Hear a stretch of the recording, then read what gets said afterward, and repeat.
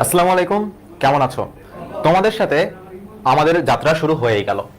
যেমনটা বলেছিলাম, আমাদের যাত্রা শুরু হচ্ছে কি দিয়ে? কোনো অধ্যায় দিয়ে না, আমরা শুরু করছি ক্যালকুলাস দিয়ে, বেসিক ক্যালকুলাস। কেন এটা নিয়ে কথা বলা হচ্ছে বা কেন এটার জন্য তোমাদের 2টা ক্লাস রাখা হয়েছে? কারণ এই ক্যালকুলাস জানাটা খুবই গুরুত্বপূর্ণ পদার্থবিজ্ঞানে, যদি তুমি ভালো করতে চাও। এটা না জানলে দেখবা অনেক জায়গায় তুমি আটকে গেছো, ক্যালকুলেশন পারতেছো না, প্রশ্ন অনেক সময় হয়তো নাও বুঝতে পারো। ঠিক আছে, এই জন্যই তোমাদের যেন এই সমস্যাটা না হয় যে ঠিক আছে পদার্থবিজ্ঞান বুঝতে চাচ্ছ, করতে চাচ্ছ, কিন্তু এই টুলস গুলো জানার জন্য করতে পারছো না, এমন অবস্থা যেন ফেস না হয়, সেজন্যই তোমাদের জন্য বেসিক ক্যালকুলাস। আজকে পার্ট 1, এরপরে পার্ট 2তেই মোটামুটি আমাদের ক্লিয়ার হয়ে যাবে যা যা দরকার। মনে রাখবা এই চ্যাপ্টারটা বা এই ক্যালকুলাস কিন্তু তোমরা হায়ার ম্যাথমেটিক্সে পড়বা, আমরা অত ডেপথে পড়বো না। আমাদের জানার জন্য, অঙ্ক করার জন্য যতটুকু দরকার শুধু ততটুকুই আমরা জেনে রাখবো এই ক্লাসগুলোতে। আচ্ছা, তো সবাইকে আবার ওয়েলকাম জানাচ্ছি আমাদের আজকে আনুষ্ঠানিক প্রথম লাইভ ক্লাসে। তো গত ক্লাসে আমরা তোমাদেরকে অনেক গাইডলাইন দিয়েছিলাম যে কিভাবে তোমার আসলে পড়া উচিত, এইচএসসি লাইফটা কিভাবে স্টার্ট করা উচিত এবং প্রতিনিয়ত কতটা সিরিয়াস থাকা উচিত। তো আমি একটু বলি পারভেজের সাথে যে এই যে বেসিক ক্যালকুলাস, তোমরা উচ্চতর গণিত প্রথম পত্র কোর্সে আছো, তাই না কাব্য ভাইয়া? বা উচ্চতর গণিত তোমরা পড়বা, সেখানে দেখবা যে উচ্চতর গণিতে বড় বড় 2টা অধ্যায় আছে। একটা নাম হচ্ছে অন্তরীকরণ, দীর্ঘিকার না জি, অন্তরীকরণ, আর একটা হচ্ছে যোগজীকরণ। তো যদি আমি এদের ইংরেজি নামকরণ করি তাহলে একটা হচ্ছে ডিফারেন্সিয়েশন আর একটা নাম হচ্ছে ইন্টিগ্রেশন। তো এই 2টা টপিক নিয়ে দেখবা উচ্চতর গণিত প্রথম পত্রের 70%, আর বাকি 30% সরল রেখা, বৃত্ত তো দ্বিতীয় পত্রে, তাই না? বৃত্ত প্রথম পত্র। আচ্ছা, বৃত্ত প্রথম পত্রে, সরল রেখা, বৃত্ত, আর হয়তো বা 2-1টা থাকতে পারে, বাট এই যে ম্যাক্সিমাম মানে প্রথম পত্র, উচ্চতর গণিত প্রথম পত্র মানেই এই যে এই 2টা অধ্যায়, অন্তরীকরণ, যোগজীকরণ। তো বুঝতেই পারছো যে এটা বিশাল একটা আমাদের ব্যাপার। এই 2টাকে একত্রে আর কি ক্যালকুলাস বলে। তো এই ক্যালকুলাসের অ্যাপ্লিকেশন আমাদের পদার্থবিজ্ঞানে আছে। তো পদার্থবিজ্ঞানের যে মেইন ক্লাসে যদি আমরা যাই আর ক্যালকুলাস যদি না শিখে যাই, ক্যালকুলাস সম্পর্কে যদি আইডিয়া না নিয়ে যাই, তাহলে কিন্তু ভাইয়া ওই মেইন ক্লাসের কিছু কিছু জিনিস তোমার কাছে একটু কঠিন লাগবে। তো ওই কিছু কিছু জিনিস যেন কঠিন না লাগে, তাই ভেক্টর অধ্যায়টা শুরু করার পূর্বে পারভেজ ভাইয়া তোমাদের এই বেসিক ক্যালকুলাসের উপর মাত্র 2টা ক্লাস নিবে। অনেক লেংদি কিছু হবে না, আমরা জাস্ট ফিজিক্স পড়ার জন্য যতটুকু দরকার অতটুকুই জানবো। আমাদের উচ্চতর গণিতের মতো অত হিউজ পরিমাণ জানতে হবে না, সেটা তোমরা উচ্চতর গণিতেই জানবা। আমরা জাস্ট পদার্থবিজ্ঞান পড়ার জন্য যেটুকু দরকার, যেই কয়টা সূত্র দরকার, সূত্রগুলোর মানেটা কি সেটা জানা দরকার, তা আমরা আজকের ক্লাসে জানবো, আজকের এবং নেক্সট ক্লাসে, মাত্র 2টা ক্লাসে। আর এরপর থেকে আমরা ভেক্টরটা শুরু করব। আর তোমাদের কাছে রিকোয়েস্ট থাকবে যেন প্রত্যেকে এই ক্লাসগুলো করো, কারণ এই ক্লাসগুলো না বুঝলে ভেক্টর যখন আমি তোমাকে পড়াতে যাব তখন আমি নিজে প্যারা খাবো, যে তুমি দেখা যাবে যে ভেক্টরের একটা জিনিস পারতেছো না, বুঝতেছো না। কারণ ওইটা বোঝার জন্য এই বেসিক জিনিসটা জানতে হবে। এই বেসিক জিনিসটা নিয়ে আমরা শুরু করছি, বলতে পারো এটা পদার্থবিজ্ঞানের একটা পাঠ প্রস্তুতির অংশ। তো এই ক্লাসগুলো করবা, ইভেন এই ক্লাসগুলো তো করবাই, প্রত্যেকটা ক্লাস করবা। ঈদের আগ পর্যন্ত তোমাদের টোটাল আমি ক্লাস দিয়েছি 8টা, আমাদের ভেক্টর উপর 6টা ক্লাস, আর এই পদার্থবিজ্ঞানের বেসিক ক্লাস 2টা, মানে টোটাল 8টা। তো এই 8টা ক্লাস করার পর তুমি নিজেই ফিল করতে পারবা যে ফিজিক্সটা আসলে কত মজা যদি বুঝে পড়া যায়, যদি কনসেপ্টটা ভেঙে পড়া যায়। তো সেটা আমরা তোমাদের জন্য করছি। তো সবাই ক্লাসে দ্রুত যুক্ত হও, আর বেশি টাইম নেব না, আমাদের ক্লাস কিন্তু শুরু হতে যাচ্ছে। আর হ্যাঁ, যে সকল বন্ধুরা তোমাদের আশেপাশে আছে কিন্তু আমাদের কোর্সে নাই, তাদেরকে অবশ্যই জানিয়ে দিও আমাদের কোর্সে ক্লাস শুরু হয়েছে, এবং তারা যেন তাদের সঠিক সিদ্ধান্তটা অ্যাজ আর্লি অ্যাজ পসিবল নিয়ে ফেলে। আর কথা বাড়াবো না, অনেক সময় ক্ষেপণ হয়েছে, আমরা এই ক্লাসটা মন দিয়ে করি। আর ক্লাস শেষে অবশ্যই জানাবে ক্লাসটা কতটা দারুণ হয়েছে, এবং আমিও তোমাদের সাথে এই ক্লাসটা করব, কারণ তোমাদের দারুণ ভাইয়া পারভেজ ভাইয়া ক্লাসটা দিচ্ছে, এবং পারভেজ ভাইয়া কতটা দারুণ পড়ায় সেটা তোমরা আজকেই দেখতে পারবা। ইনশাল্লাহ তোমাদেরকে এটা ফিল করিয়ে দিবে পারভেজ। চলো আর বেশি কথা বাড়াবো না, যতটুকু দরকার শুধু ততটুকুই শিখবো, হাল চেপে আমরা কিছুই শিখবো না।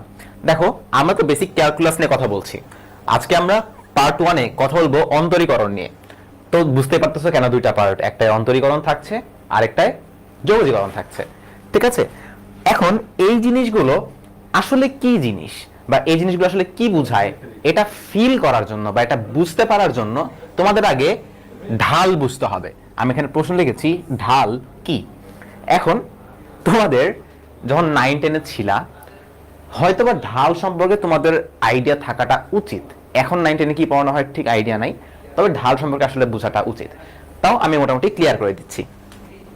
ঢাল হলো, খুবই সহজভাবে মনে রাখবা, কোনো কিছু পরিবর্তনের হার, একটা সাপেক্ষে আরেকটার পরিবর্তনের হার, সেটা নিয়ে আলোচনা করা হয়। আমি যদি একটা গ্রাফ আঁকাই, ঠিক আছে, আমাদের ক্যালকুলাস যদি তুমি ভালো মতো বুঝতে চাও, তোমরা তো ম্যাথে আরো ভালো মতো বুঝবাই, তোমাদের গ্রাফটা বা একটা ফাংশনের গ্রাফ কি রকম হয় সেই সম্পর্কে ভালো আইডিয়া রাখাটা অনেক দরকার। আমি খুব বেশি জটিল করছি না, একটা ধরো গ্রাফ আঁকাবো আমি, ঠিক আছে, এইখানে একটা অক্ষ, এইখানে আরেকটা অক্ষ। আচ্ছা, সো তোমরা সবাই জানো এটা হবে আমাদের এক্স অক্ষ, এটা হবে আমাদের ওয়াই অক্ষ। ধরো একটা আমি ফাংশন জানি, ফাংশন কি অনেক জটিল কিছু না? ফাংশন কিন্তু জটিল কিছু না। ধরো তোমাকে বলা আছে যে y ইকুয়ালস টু 4x, এর মানে কি? এর মানে x এর যেখানে অনেকগুলো মান আছে না, 1 2 3 4 5 6 অনেকগুলো মান আছে, এই মানগুলো যদি আমি এখানে বসাই, x এর যে 1 2 3 4 5 6 বিভিন্ন মান যদি এখানে বসাই, তাহলে আমি y এর অনেকগুলো মান পাবো, y এর বিভিন্ন মান পাবো। এই সেই মানগুলো যদি আমি গ্রাফে পয়েন্ট আউট করে করে বসাই, তাহলে আমি একটা চিত্র পাবো। চিত্রটা ধরো, কথার কথা, ধরো এরকম, অ্যাকুরেট এরকম না, বাট ধরো চিত্রটা এরকম হলো। এখন একটু খেয়াল করো, এক্স এর যদি তুমি একটু ঘর সরো বা এক্স অক্ষ বরাবর যদি তুমি সামান্য পরিমাণ অগ্রসর হও, তাহলে তোমার এখানে কি কি পার্থক্য ঘটছে? ধরো আমি এক্স এর এইখান থেকে এইখানে একটু চেঞ্জ করলাম, ধরো এক্স এর মান এখানে তো 0, এখানে ধরো বেড়ে কিছু একটা হইছে, সো আমি এক্স অক্ষ বরাবর এতটুকু অগ্রসর হইলাম। এক্স অক্ষ বরাবর এতটুকু অগ্রসর হইলে আমার ওয়াই অক্ষ বরাবরও একটু অগ্রসর হইতে হবে। দেখো, যখন এখানে ছিলাম, এখানে এক্স এর ভ্যালু 0, ওয়াই এর ভ্যালু 0, দুইটা পয়েন্টই এখানে। যখন এখানে গেলাম, ওয়াই অক্ষ বরাবর একটু উপরে থেকে উঠে গেছি। এখানে যখন গেলাম, ওয়াই অক্ষ বরাবর আরো উপরে উঠলাম। এখানে যখন গেলাম, তখন ওয়াই অক্ষ বরাবর আরো উপরে উঠলাম। সো এই পয়েন্টে যখন আসবো, আমাকে ওয়াই অক্ষ বরাবর উঠে এই দিকে একটা পয়েন্টে আসতে হবে। সো আমি ওয়াই অক্ষ বরাবর আমার কতটুকু সরণ হয়ে গেল? আমার পরিবর্তন হলো এতটুকু। সো এটাকে যদি আমি বলি ডেল এক্স, আর এটাকে যদি আমি বলি ডেল ওয়াই, মানে কি? মানে ডেল এক্স পরিমাণ এক্স অক্ষ বরাবর সরণের কারণে আমার এই ফাংশনের গ্রাফে ওয়াই অক্ষ বরাবর এতটুকু সরে গেছে। সো তুমি একটু ঐকিক নিয়মের মতো লিখতে পারো যে ডেল এক্স সরণের জন্য আমার ডেল ওয়াই পরিমাণ সরণ হয় ওয়াই অক্ষ বরাবর। ডেল মানে কি বোঝায়? ডেল মানে বোঝায় পরিবর্তন, জাস্ট যে কোনো পরিবর্তনকেই সামনে ডেল চিহ্ন দিয়ে দেখানো হয়, ঠিক আছে? এখন আমি যদি তোমাকে প্রশ্ন করি, তাহলে এক্স অক্ষ বরাবর জাস্ট এক ঘর যদি আমি সরে যেতাম, তাহলে আমার ওয়াই অক্ষ বরাবর কি পরিমাণ পরিবর্তন হতো? তাহলে আমি ঐকিক নিয়ম করব, সাধারণ ঐকিক নিয়ম। সো এক অক্ষ ঘর বা এক ঘর সরলে ওয়াই অক্ষ বরাবর del Y by del X পরিমাণ সরতে হবে, তাই তো? এটুকু তো আশা করি বুঝতে পারছো। সো এইটুকু ঘর আমাকে সরতে হবে যদি আমি এক্স অক্ষ বরাবর এক ঘর পরিমাণ সরি।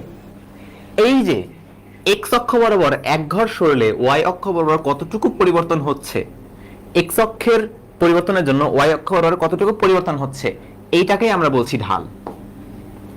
এই জিনিসটাকে আমরা বলছি এই গ্রাফের ঢাল। ঢালের যে ইংরেজি সেটা হলো স্লোপ। এটা মনে রাখবা, তোমরা যারা ইংলিশ মিডিয়ামে পড়ো কিংবা তোমরা যারা বুয়েটে অ্যাডমিশন দিবা, আইইউটিতে অ্যাডমিশন দিবা, তাদের ক্ষেত্রে ইংলিশটা জানতে হয়, এজন্য ইংলিশটা জেনে রাখবা। সো ঢালের ইংরেজি হলো স্লোপ। এক্স অক্ষ বরাবর এক ঘর সরলে ওয়াই অক্ষ বরাবর কতটুকু সরে জেনারেল ভাবে, ঠিক আছে, জেনারেল ভাবে এটাকে গ্রাফ বলে। সো বা এটাকে ঢাল বলে। তাহলে ঢাল থেকে আমি কোন ফিলিংটা পাচ্ছি? ঢাল থেকে আমি এই ফিলিংটা পাচ্ছি, একটা অক্ষ বরাবর সরণের কারণে আরেকটা অক্ষ বরাবর কি পরিমাণ সরণ হয়, বা আরো ভালো করে যদি আমি বলি, একটা অক্ষের সামান্য পরিবর্তনের জন্য আরেকটা অক্ষ বরাবর কি পরিমাণ পরিবর্তন হয়। আরো ভালো করে বলি, একটা রাশির পরিবর্তনের জন্য আরেকটা রাশির কি পরিমাণ পরিবর্তন হচ্ছে, এটাই আমাদের ঢাল নির্দেশ করে। আর ঢাল সবসময় একটা গ্রাফের হয়, এটা মাথায় রাখবা, ঠিক আছে? তো এইটুকু আইডিয়া যদি আমাদের ক্লিয়ার হয় যে ঢাল কি জিনিস, ঢাল কেন ইউজ করা হয়, এখন সব সময় এইভাবে ইউজ না করে একটা সহজ একটা ওয়ে আছে ঢাল বের করার। তুমি একটু চিন্তা করো, এটা একটা সমকোণী ত্রিভুজ, তাই না? কারণ এটা একটা সমকোণ, সো এটা একটা সমকোণী ত্রিভুজ। এই কোণটা ধরো আমি মেপে পাইলাম থিটা, ঠিক আছে, কিছু একটা হবে, ধরো থিটা কোণ আমি পাইলাম, তাহলে ট্যান থিটা সমান কত হইতে পারে তোমাদের কি জানা আছে? ট্যান থিটা ইকুয়ালস টু কত হইতে পারে? অনেক সহজ, তোমরা 9 10 এ বেসিক ত্রিকোণমিতি পড়লেই জানবা। ট্যান থিটা এটা হলো লম্ব বাই ভূমি, তাই না? ট্যান থিটা হলো আমাদের লম্ব বাই ভূমি। এখানে লম্ব কোণটা এই ত্রিভুজে, ত্রিভুজে লম্ব হলো এইটা, ভূমি কোণটা এইটা হলো এইটা, সো এইটা হলো আমাদের লম্ব, এইটা হলো আমাদের ভূমি। তাহলে এই মানগুলো এখানে বসাও, তাহলে এখানে আমি পাচ্ছি delta Y by delta X. এখন এই জিনিসটা কি আমাদের ঢাল না? এটাই তো আমাদের ঢাল, কাজে আমি বলতে পারি এটাই হলো আমাদের ঢাল অথবা স্লোপ। তার মানে এই যে ট্যান থিটা, ট্যান থিটাই আসলে আমাদের ঢালকে নির্দেশ করে। তুমি যদি একটা গ্রাফের এই অ্যাঙ্গেলটা নাও, এই অ্যাঙ্গেলের ট্যানজেন্ট, ট্যানের পূর্ণরূপ হলো ট্যানজেন্ট, এই অ্যাঙ্গেলের ট্যানজেন্ট অনুপাতটা যদি তুমি নাও সেটাই হবে আমাদের ঢাল। কাজেই এই গ্রাফে ঢাল বের করতে বললাম, তুমি অ্যাঙ্গেলটা জানো, তাহলে জাস্ট ক্যালকুলেটরে ট্যান থিটা দিবা, তাহলেই এই যে অনুপাতটা তুমি পেয়ে যাবা যে এই গ্রাফের ঢাল কতটুকু। বুঝতে পারছো? তার মানে ধরো এইটা একটা গ্রাফ, ঠিক আছে, এই গ্রাফে, এটা একটা গ্রাফ না, সরি, এটা একটা অক্ষ সিস্টেম, এইখানে এইটা একটা গ্রাফ। আবার আরেকটা যদি আমি গ্রাফ আঁকাই, এইখানে এইটা একটা গ্রাফ, ঠিক আছে, সো এখানে আমি দুইটা গ্রাফ আঁকাইছি। এইটা ধরো আমাদের থিটা 1 আর উপরেরটা আমি বলে দিলাম থিটা 2, এই টোটাল কোণটা হলো থিটা 2। এখন মনে রাখবা এই যে অ্যাঙ্গেলটা আমি নিচ্ছি বা এই যে কোণটা আমি নিচ্ছি, এই কোণটা কোন দিকে নিব? কোণ হবে, আমি লিখে দিচ্ছি, কোণ হবে এক্স অক্ষের ধনাত্মক দিকের সাথে। এই যে এটা যে এক্স অক্ষ, এটা এক্স অক্ষের পজিটিভ দিক, এক্স অক্ষের একটা নেগেটিভ দিক আছে এই পাশে, তাই না? এই যে এই পাশে এক্স অক্ষের পজিটিভ দিক, এই পাশে এক্স অক্ষের নেগেটিভ দিক, এটা তো আমরা জানি। তো এই যে কোণটা নিব, কোণ হবে এক্স অক্ষের ধনাত্মক দিকের সাথে, ধনাত্মক দিকের সাথে, এক্স অক্ষের ধনাত্মক দিকের সাথে আমরা এই কোণটা হিসাব করব। কোন কোণ? এই যে এই থিটা কোণটা। তার মানে এখন আসলে এই গ্রাফটাতে আসি। এই গ্রাফটাতে কি হচ্ছে? তোমাকে বলছে কোনটার ঢাল কম, কোনটার ঢাল বেশি। তুমি দেখলা প্রথমটা সবুজটার ঢাল কত? সবুজটার ঢাল হবে tan থিটা 1, তাই না? tan theta 1।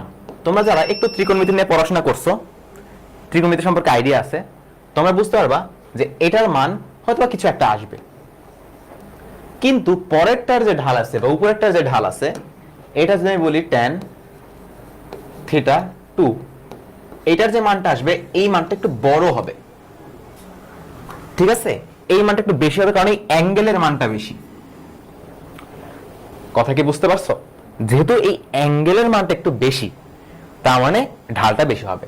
সো ঢাল তুমি আরেকভাবে বুঝতে পারো, ঢাল প্রকাশ করে কোন রেখাটা কতটুকু খাড়া। বুঝতে পারছো? ঢালু হওয়া উচিত ছিল, যেহেতু ঢাল নাম, কোন রেখাটা কতটুকু খাড়া, এই রেখাটা বেশি খাড়া, সো এটা ঢাল বেশি। তুমি ঢাল বেশি মানে বুঝতে পারো যে এই রেখাটা অনেক খাড়া হয়ে চলে গেছে। বাট যদি ঢাল কম হয় তার মানে রেখাটা একটু ডাউন সাইড, একটু কম। বুঝতে পারছো? আরেকটা বিষয় আছে, ধরো এইটা আরেকটা গ্রাফ, এটা এক্স অক্ষের পজিটিভ দিক, এটা এক্স অক্ষের নেগেটিভ দিক। আমি এখানে একটা গ্রাফ আঁকাইলাম, গ্রাফটা এই রকম। সো আমি অ্যাঙ্গেল কোনটা নিব? এইটা নিব, তাই না?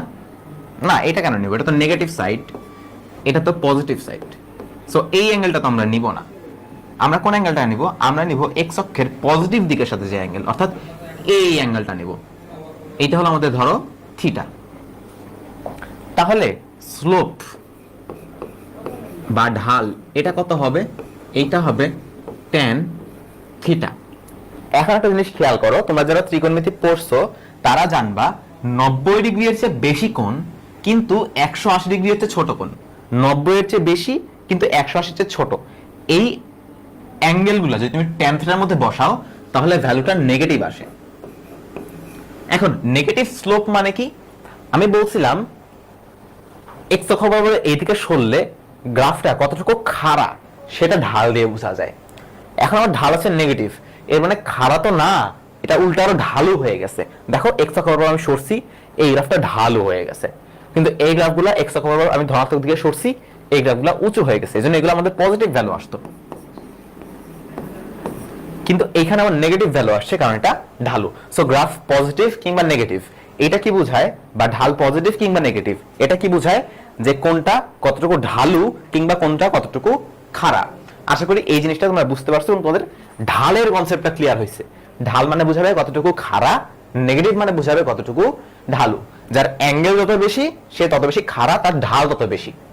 যার অ্যাঙ্গেল যত কম তার ঢাল তত কম। ধরো একটা গ্রাফ যদি এই এক্স অক্ষ বরাবরই হইতো, এটা এক্স অক্ষ বরাবরই একটা গ্রাফ আছে, তাহলে এই এক্স অক্ষ এবং এক্স অক্ষ বরাবর গ্রাফ এদের মধ্যবর্তী অ্যাঙ্গেল 0 ডিগ্রি, এদের মধ্যবর্তী অ্যাঙ্গেল 0 ডিগ্রি, তার মানে tan 0 ডিগ্রি এর মান 0। তুমি এটা এমনি বুঝতে পারতা, এটা তো কোনো ঢালই নেই, এটা খাড়াও হয় নাই, এটা ঢালুও হয় নাই, এটা এক্স অক্ষ বরাবরই আছে, এই জন্য তখন এটা ঢাল বা স্লোপ 0 হয়। ঠিক আছে, আবার তাহলে সর্বোচ্চ ঢাল কখন হবে? তোমাকে যদি বললাম যে একটা পাহাড় সর্বোচ্চ মানে উঁচু বা খাড়া কখন হয়, তুমি বলবো একদম সোজা, ওটাই হলো সর্বোচ্চ খাড়া, এর চেয়ে বেশি খাড়া আর হইতে পারে না। তার মানে ওয়াই অক্ষ খাড়া যে লাইনগুলো আছে সেগুলোর ঢাল সর্বোচ্চ হয়। তুমি দেখো যদি গ্রাফটা এরকম থাকে, এটা এক্স অক্ষ, গ্রাফটা এই দিকে ওয়াই অক্ষ বরাবর, তাহলে এক্স অক্ষের পজিটিভ দিকের সাথে অ্যাঙ্গেল কত? 90 ডিগ্রি, আর tan 90 ডিগ্রি এটার মান ইনফিনিটি। ইনফিনিটি মানে অসীম, সো এটা মানে অসীম লেভেলে খাড়া। আশা করি বুঝতে পারছো। মোটামুটি ঢাল সম্পর্কে এইটুকু জানলেই আমাদের সব আইডিয়া ক্লিয়ার হয়ে যাবে। এখন আসো, গ্রাফ যে সবসময় এরকম সরল রেখার সুন্দর হবে এমন তো না, সবসময় তো সুন্দর নাও হইতে পারে। একটা গ্রাফ যদি আমি আঁকাই, এটা ধরো ওয়াই অক্ষ, এটা ধরো এক্স অক্ষ, গ্রাফটা ধরো এই রকম বাঁকা। এখন আমি তোমাকে প্রশ্ন করলাম, এবার তুমি অ্যাঙ্গেল বের করো, এবার তুমি ঢাল বের করো, সমস্যা হয়ে যাবে না? সমস্যা তো হওয়া উচিত। আমি তোমার জায়গায় হলে আমার সমস্যা হইতো। আমি দেখতেছি ভাই আমি কোন জায়গার অ্যাঙ্গেল নিব, আমি কি এইখানে অ্যাঙ্গেল নিব, না এটা তো চেঞ্জ হচ্ছে, এটা তো আরো ফাঁকা হয়ে যাচ্ছে, তাহলে আমি অ্যাঙ্গেলটাকে কি হয় নিব? অ্যাঙ্গেলটা দুটো রেখার মধ্যে, অ্যাঙ্গেল কি হয় দুটো রেখার মধ্যে। এখন এটা এইরকম, এটা এইরকম, এখানে তার অ্যাঙ্গেল মাপা যায় না, তাহলে আমি এখানে করণীয় কি? এক্ষেত্রে তোমাকে বলে দিতে হবে তুমি কোন জায়গায় তুমি ঢালটা বের করতেছো। তুমি দেখো এটা আস্তে আস্তে খাড়া হচ্ছে, এটা আস্তে আস্তে আস্তে আস্তে অনেক বেশি খাড়া হয়ে যাচ্ছে। আমি কি বলছি? ঢাল প্রকাশ করে কোনটা কত বেশি খাড়া, কোনটা কত বেশি খাড়া এটা প্রকাশ করে ঢাল। এখন এটা তো ভাই আস্তে আস্তে বেশি খাড়া হচ্ছে, তো ঢাল তো কনস্ট্যান্ট কিছু না, এটা ঢাল তো সবসময় চেঞ্জ হচ্ছে। এখানে একটু কম ঢালু, এখানে বেশি ঢালু, সরি এখানে বেশি খাড়া, এখানে আরো বেশি খাড়া, ভাই এখানে তো যেতে যেতে তো মানে একদম মানে সোজা আসমানের দিকে পাখা মেলে উড়ে চলে যাচ্ছে। তাহলে এখন উপায় কি? এই জন্য তোমাকে বললাম, তোমাকে বলতে হবে কোন পয়েন্টে তুমি কতটুকু খারাপ বের করতে চাচ্ছ। ধরো আমি তোমাকে বলে দিলাম যে এই পয়েন্টে এইটা কতটুকু খাড়া এটা বের করতে হবে। তাহলে আমরা কি করব? এই পয়েন্ট থেকে এটা একটা স্পর্শক আঁকবো। স্পর্শক কি জিনিস? যেটা একটা গ্রাফকে শুধুমাত্র একটা পয়েন্টে ছেদ করে, একের অধিক পয়েন্টে ছেদ করবে না বা টাচ করবে না। আমি একটা স্পর্শক আঁকাই, তোমাদের কাছে জিনিসটা একটু ক্লিয়ার হবে। হ্যাঁ, স্পর্শক ধরো আচ্ছা না না ওয়েট, স্পর্শক ধরো এটা তো স্পর্শক হবে না, এটাকে যদি একটু নড়াই, এই দেখো এই জায়গায় এখানে কি হচ্ছে, জাস্ট এই যে একটা পয়েন্টটা ছেদ করছে, এই একটা পয়েন্টে জাস্ট ছেদ করছে, আর কোনো পয়েন্টে ছেদ করে নাই। সো এই যে এই একটা পয়েন্টে ছেদ করছে, ধরো এটা x, y পয়েন্ট, তার মানে x, y পয়েন্টে এটা কতটুকু ঢালু বা এটা কতটুকু খাড়া, এটা ঢাল কত এটা বের হবে যে স্পর্শক আঁকালাম যেটা শুধুমাত্র এই বিন্দুকে ছেদ করে। এইটার যে এখানে থিটাটা থাকবে, এই থিটা, ধরো আমি এটাকে বললাম θ1, এটা বললাম x1, এটা বললাম y1, তাহলে আমার ঢাল বা স্লোপ 1 কত হবে? ঢাল হবে tan θ1, এইটা হবে আমাদের ঢাল। বুঝতে পারছো? আচ্ছা, যদি তোমাকে এই পয়েন্টটা বের করতে বলতো, যদি তোমাকে এই পয়েন্টটা বের করতে বলতো, তাহলে কি হতো? তুমি এই পয়েন্টে একটা একটা একটা তুমি স্পর্শক আঁকাইতা। ঠিক আছে, এটা আমি মুছে দিই। এখানে এইখানে তুমি একটা স্পর্শক আঁকাইতা। এইটা মনে করো এখানে একটা অ্যাঙ্গেল উৎপন্ন করছে, এটা ধরো আমাদের θ1 ছিল, এটা ধরো θ2। এখন দেখো এটা কোন পয়েন্টের? এটা হলো এই পয়েন্টের, এই পয়েন্টের উপরের পয়েন্ট। এটা আরো বেশি খাড়া হয়ে গেছে না? এটা আরো বেশি খাড়া হয়ে গেছে না? তার মানে এটা ঢাল বেশি হওয়া উচিত না? ঢাল কিন্তু বেশি হবে। সো এই পয়েন্টের ঢাল কত আসবে? এটা ছিল এই পয়েন্টের ঢাল tan θ1, এই পয়েন্টের ঢাল কত আসবে? tan θ2। এবং তুমি দেখতেছো এই tan θ2, এটা ছিল tan θ1, এটা হলো tan θ2। সো অ্যাঙ্গেলের মানটা বেড়ে গেছে। অ্যাঙ্গেলের মান বেড়ে গেছে মানে কি? মানে এই ভ্যালুটাও বেশি। সো তুমি প্রমাণ পাইলা যে স্পর্শক দিয়ে যখন আমরা ট্যানজেন্ট বের করি সেটা ঢাল বোঝায়, যে আস্তে আস্তে খাড়া হচ্ছে, তার মানে ঢালটা চেঞ্জ হচ্ছে। এইটাকে আমরা বলি পরিবর্তনশীল ঢাল, যে সবসময় চেঞ্জ হচ্ছে। আগের গ্রাফে আমরা যেটা দেখছি, এইটা এখানে ঢাল সবসময় কনস্ট্যান্ট, এখানেও যে পরিমাণ, এখানেও যে পরিমাণ, এখানেও যে পরিমাণ, এখানেও যে পরিমাণ, সবসময় একই পরিমাণ ঢাল। সো এটা কনস্ট্যান্ট ঢাল। আর এইখানে এটা কনস্ট্যান্ট বা স্থির ঢাল না, এটা পরিবর্তনশীল ঢাল, আস্তে আস্তে খাড়া হচ্ছে জিনিসটা। বুঝতে পারছো? এইটুকু জিনিসই জাস্ট একটু মাথায় রাখতে হইতো। পরিবর্তনশীল ঢাল মানে ম্যাক্সিমাম ক্ষেত্রে তোমার পরিবর্তনশীল ঢালই দেখবা অনেক রকম হইতে পারে। ধরো এটা একটা গ্রাফ, এটা এক্স অক্ষ, এটা ওয়াই অক্ষ। গ্রাফটা ধরো এরকম, এই যে এইরকম। ঠিক আছে, আসলে এটা গ্রাফটা এরকম হবে না, এটা সাপ হয়ে গেল না, ড্রাগন হয়ে গেল এইরকম। হ্যাঁ, মানে বুঝতে তো পারছো তাই না? সো এইখানেও দেখো একবার খাড়া উপরের দিকে আস্তে আস্তে নিচে হচ্ছে। এখানে একটা জিনিস খেয়াল রাখবা, এমন না যে ঢাল নেগেটিভ, মানে এমন না যে এরকম হবে। ঠিক আছে, ধরো এইরকম একটা গ্রাফ, এই গ্রাফে আমরা কি দেখতেছি? ঢাল আস্তে আস্তে কমতেছে, ঢাল আস্তে আস্তে কমতেছে, বা আস্তে আস্তে কম খাড়া হচ্ছে, তাই না? আস্তে আস্তে কমতেছে। ধরো একটু ক্যামেরাটা সরে গেছে, একটু ঠিক করে দিই। হ্যাঁ, ঠিক আছে। তো আমরা এখানে কি দেখছি? যে ঢালটা অনেক খাড়া ছিল, আস্তে আস্তে আস্তে আস্তে আস্তে আস্তে এটা কমতেছে। তার মানে এটাও কিন্তু নেগেটিভ ঢাল।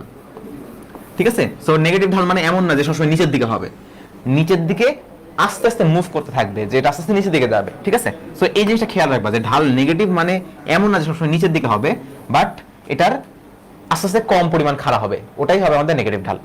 আচ্ছা, তো আমাদের এখানে কি দেখতেছি? এই গ্রাফে আস্তে আস্তে ঢাল কমতেছে, অনেক খাড়া ছিল, আস্তে আস্তে খাড়া কমতেছে, কমতে কমতে এখন দেখো অনেক কমে গেল না?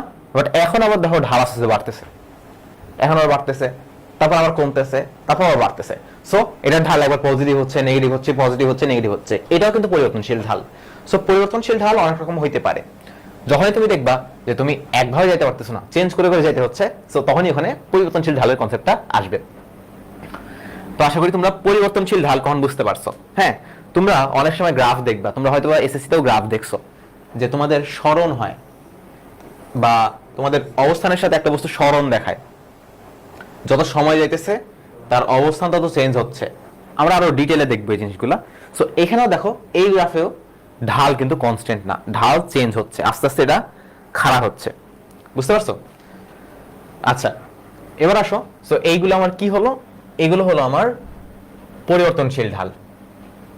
আচ্ছা, এখন তো তুমি তো দেখলা এখানে এই গ্রাফের, ধরো এটা একটা ফাংশন আছে, ধরো ধরো ধরো ধরো কথার কথা এটা একটা ফাংশন আছে। গ্রাফ তো একটা ফাংশনের হবে, তাই না? কিসের গ্রাফ আঁকাবো?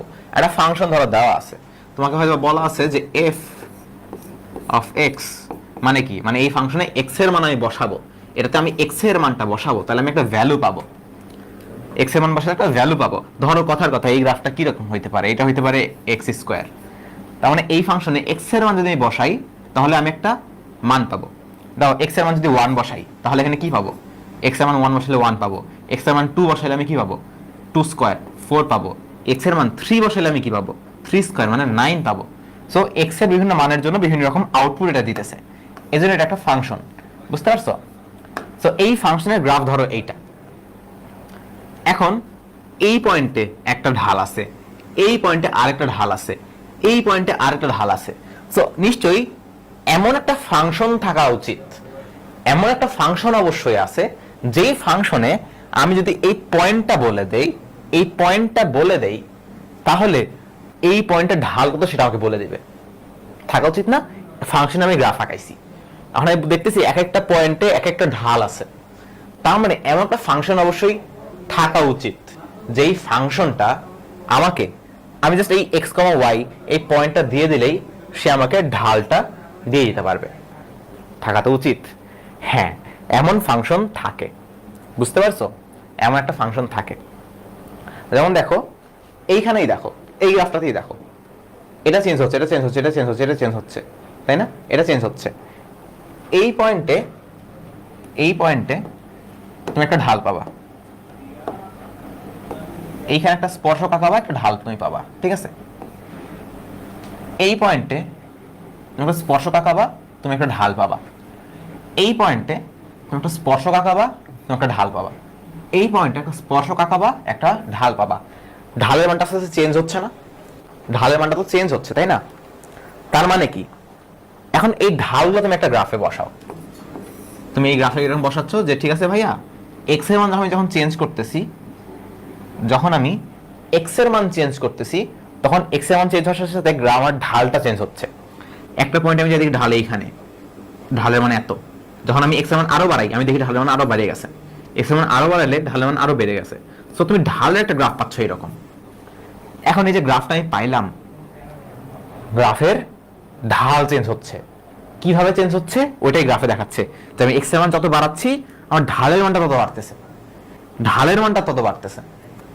তার মানে এই যে আমি গ্রাফটা আঁকাইলাম, এই গ্রাফের তো একটা ফাংশন থাকা উচিত, তাই না?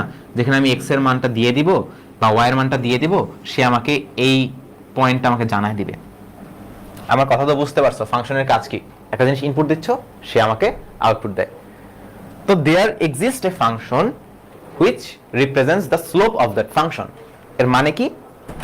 অবশ্যই একটা ফাংশনের আরেকটা ফাংশন আছে যেটা সেই ফাংশনের ঢাল কত সেটা বের করতে সাহায্য করবে। এখানে তোমাদের কিছু ফর্মুলা মাথায় রাখা উচিত, কিছু ফর্মুলা তোমাদের মনে রাখতে হবে। আমি একটু এই পাশে সরিয়ে তোমাদের দেখতে সুবিধা হবে।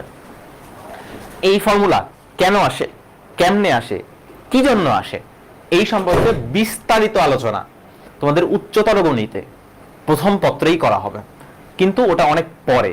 এই জন্য হয়তো অনেকে জানো না, এই জন্য আগে থেকে এই জিনিসটা তোমাকে লিখে দিছি। একটু আমরা ফর্মুলাগুলো বোঝার চেষ্টা করি, জাস্ট মুখস্থ তো করবো না, মানে মুখস্থ তো অবশ্যই করতে হবে, এটা তো অবশ্যই মুখস্থ করতে হবে। এই জিনিসগুলো মনে রাখা না, এটা আমি তোমাকে লিখে দিই মুখস্থ। কিন্তু মুখস্থটা একটু চালাক ভাবে করব, একটু বোঝার চেষ্টা করবো যে এটা কি বোঝায় আসলে। এখন একটা জিনিস তোমাদের একটু টাচ দিয়ে দিই, তোমাদের একটু বুঝতে সুবিধা হবে, রিলেট করতে সুবিধা হবে। এই যে ডেল্টা বা ডিওয়াই বা এই যে delta Y by delta X, এই যে চিহ্ন দিয়ে আমি এখানে প্রকাশ করছি এই জিনিসটা, এটাকে আরেকভাবে প্রকাশ করা হয়। এটাকে বলা হয় D Y by D X. মানে এই ডি বোঝায় ক্ষুদ্র একটা পরিবর্তন, ডেল এটা কি বোঝায়? এটা বোঝায় বড় একটা পরিবর্তন। আর ডি বোঝায় ক্ষুদ্র একটা পরিবর্তন। ডেল মানে বড় পরিবর্তন, ডি মানে ক্ষুদ্র পরিবর্তন। আমি এটা এখানেও লিখে দিই। ডেল এটা বোঝায় যে কোনো পরিবর্তন, বড় ছোট যে কোনো পরিবর্তন হতে পারে, এটা যে কোনো পরিবর্তন। কিন্তু ডি যেটা, এটা হলো ক্ষুদ্র পরিবর্তন। কেন ক্ষুদ্র পরিবর্তন কেন আসতেছে এখানে? দেখো, একটা জিনিস বোঝার চেষ্টা করো। আমরা এখানে কি বের করছি? এখানে এক্স অক্ষ বরাবর চেঞ্জ করছি, ওয়াই অক্ষ বরাবর চেঞ্জ হয়েছে, বাট এইখানে কি সেটা করতে পারছি? এখানে তো সেটা করতে পারি নাই। এখানে তো এমন জিনিস আমাদের করার সুযোগ ছিল না। আমরা কি দেখছি? এই গ্রাফটা একটু জুম করব, হ্যাঁ, এটা একটু জুম করব। জুম করে আমি এইটা পাইলাম।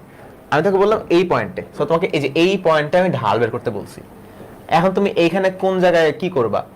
তুমি এখানে কোন ত্রিভুজটা নিবা? আগে যে ত্রিভুজ দিয়ে করছিলাম, এখানে কোন জায়গায় করবা? এক্স অক্ষ বরাবর একটু চেঞ্জ হইলে ওয়াই অক্ষ বরাবর এটুকু চেঞ্জ হয়েছে, আরো চেঞ্জ হলে আরো বেশি চেঞ্জ হয়, আরো চেঞ্জ হলে আরো বেশি চেঞ্জ হয়। সো তুমি কোনটা নিবা? তুমি বলবা যে ভাই আমি যত বেশি সরতেছি তত বেশি ঘটনা ঘটে যাচ্ছে।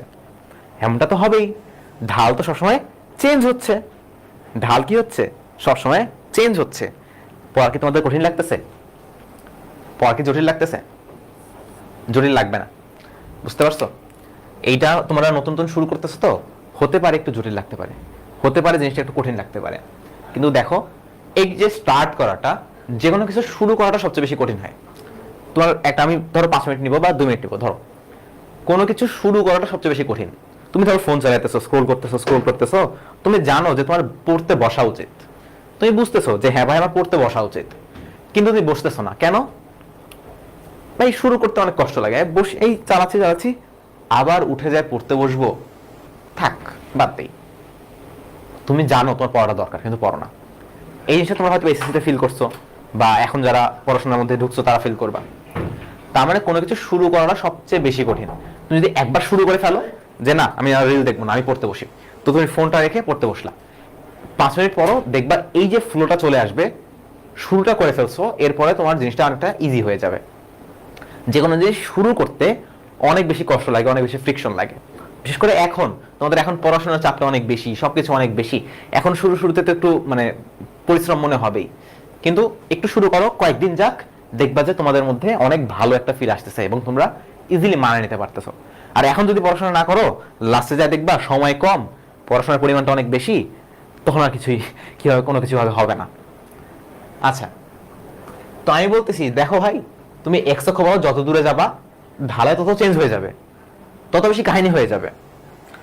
তাইলে তুমি এত বেশি পরিবর্তন নিও না, তুমি ছোট্ট একটা পরিবর্তন নাও।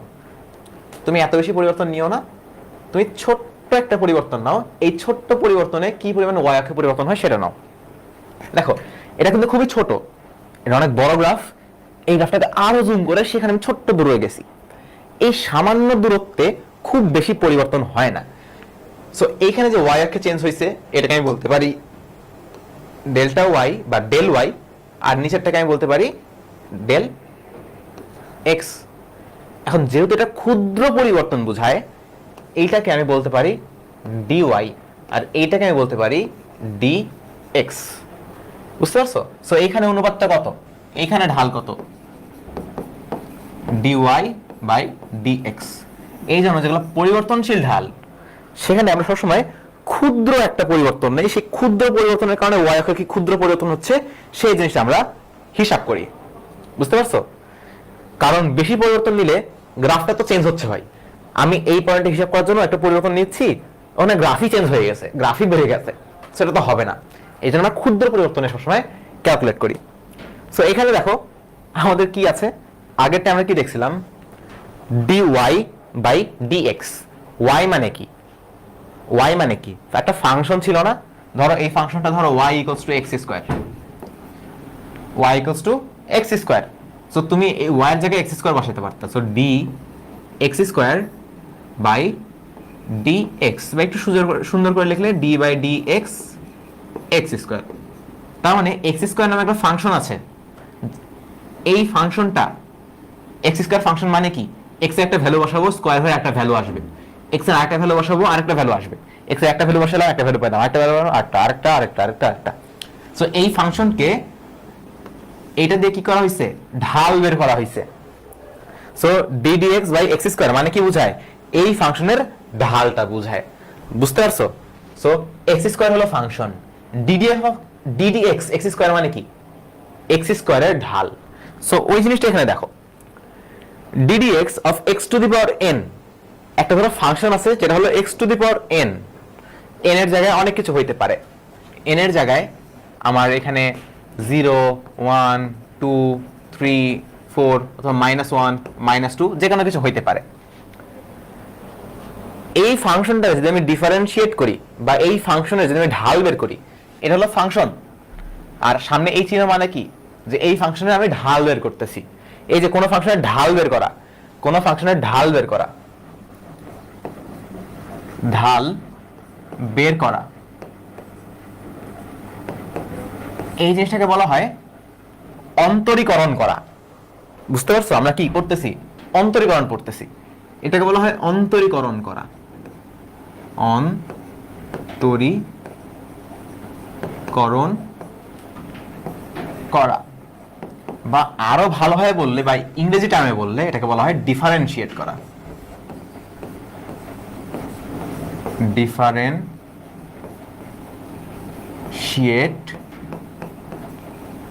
করা। এবং দেখো x to the power N এটা ছিল একটা function, x to the power N কি ছিল একটা ফাংশন, এটার সামনে ডি বাই ডিএক্স বসাইছি, মানে কি এই ফাংশনে আমি ঢাল বের করছি, ঢাল বের করে দেখো একটা ফর্মুলা দেয়া আছে। এই জিনিসটা তার মানে কি বোঝায়, x to the power N এর ঢাল বোঝায় এইটা। এখানে যদি তুমি এক্স এর মান বসাও, এন এর মান তো তুমি জানবাই, 1 2 3 4 যে কোনো কিছু একটা হবে, তুমি তো এন এর মানটা জানবা। আমি একটা উদাহরণ দিই তাহলে ভালো বুঝতে পারবা। ধরো x to the power 3, x to the power 3, এটাকে আমি কি করব, এটা ঢাল বের করব, এক্স টু দি পাওয়ার 3 এর ঢাল বের করব। তার মানে ঢাল বের করার জন্য সামনে ডি বাই ডি এক্স দিতে হবে। এটা ঢাল কত হয়, আমি একটা ফর্মুলা জানি যে উপরে যে পাওয়ারটা থাকে এন, সেই এনটা সামনে চলে আসে আর পাওয়ার 1 কমে যায়। দেখো x to the power N ছিল, এখন x to the power N -1, আর আগে যে পাওয়ারটা ছিল সেটা সামনে চলে আসছে। সো এই ফর্মুলাটা এখানে অ্যাপ্লাই করি, উপরে যে পাওয়ারটা ছিল এটা সামনে চলে আসলো, তাই তো এরা সামনে চলে আসলো, আর এক্স এর যে পাওয়ারটা ছিল সেটা 1 কমে গেল, তো 3 - 1 অর্থাৎ এটা হবে 2। সো এটা হলো ফাংশন, এই টোটালটা হলো ফাংশনের ঢাল। ফাংশনের ঢাল হিসাবে আমি এই জিনিসটা পাইছি।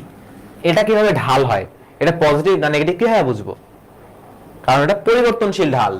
এক্স এর এক একটা মান বসাবা, তুমি এক একটা ঢালের মান পাবা। এক্স এর মান যখন 0 তখন এটা আসবে 0, এক্স এর মান যখন 1 তখন আসবে কত 3, এক্স এর মান যখন 2 তখন আসবে কত 2 × 4, 4 আর 3 12। সো এক্স এর মান চেঞ্জ হলে, এক্স অক্ষ চেঞ্জ করলে ঢালের মানটা চেঞ্জ হচ্ছে। তুমি এক্স অক্ষ বরাবর এদিক গেলেও দেখবে ঢাল চেঞ্জ হচ্ছে, ঠিক আছে। তার মানে এই যে আমি এই জিনিসটা বের করলাম, এটা হলো এই ফাংশনের ঢাল, বা এটাকে বলা হয় ডেরিভেটিভ। কি বলা হয়, ডেরিভেটিভ।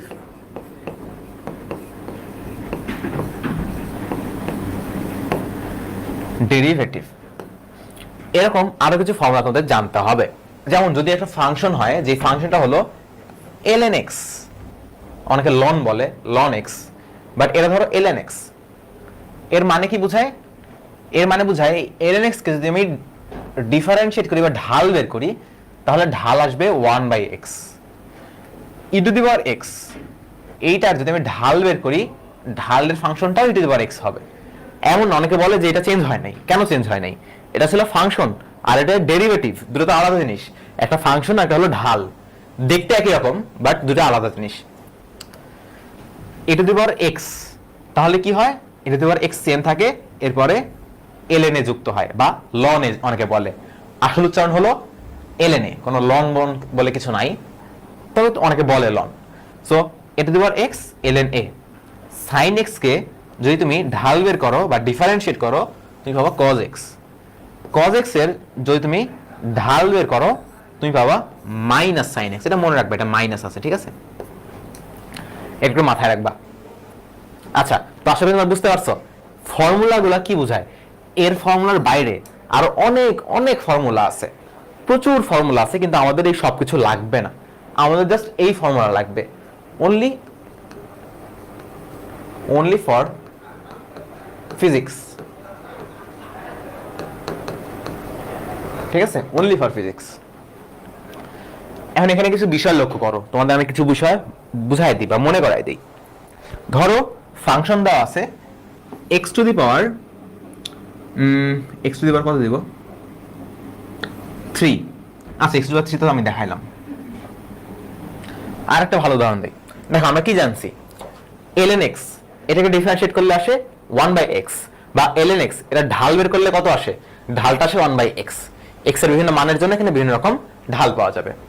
আচ্ছা, এখন তোমাকে যদি আমি বলি যে ln 6x এইটা ঢাল বের করো, সো তুমি ঢাল বের করার জন্য কি করবা, যে আচ্ছা ভাইয়া এটা ঢাল তো হবে, সামনে d/dx দিব, তার মানে x অক্ষ বরাবর সরণের কারণে ঢাল আমি বের করতেছি, তার মানে এখানে কত আসবে, তুমি বলবা যে ভাইয়া আমরা তো ফর্মুলায় জানি যে 1/x হয়ে যায়, xটা 1/x হয়ে যায়, তাহলে এখানে 6x আছে, 1/6x হয়ে যাবে, বাট এটা হবে না।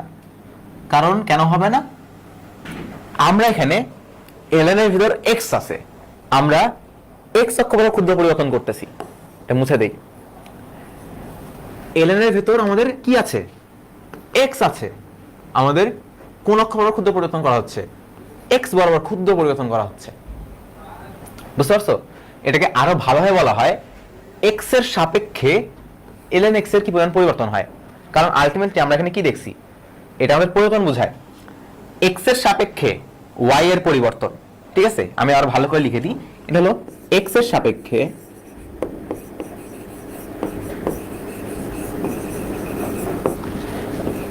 y এর পরিবর্তন।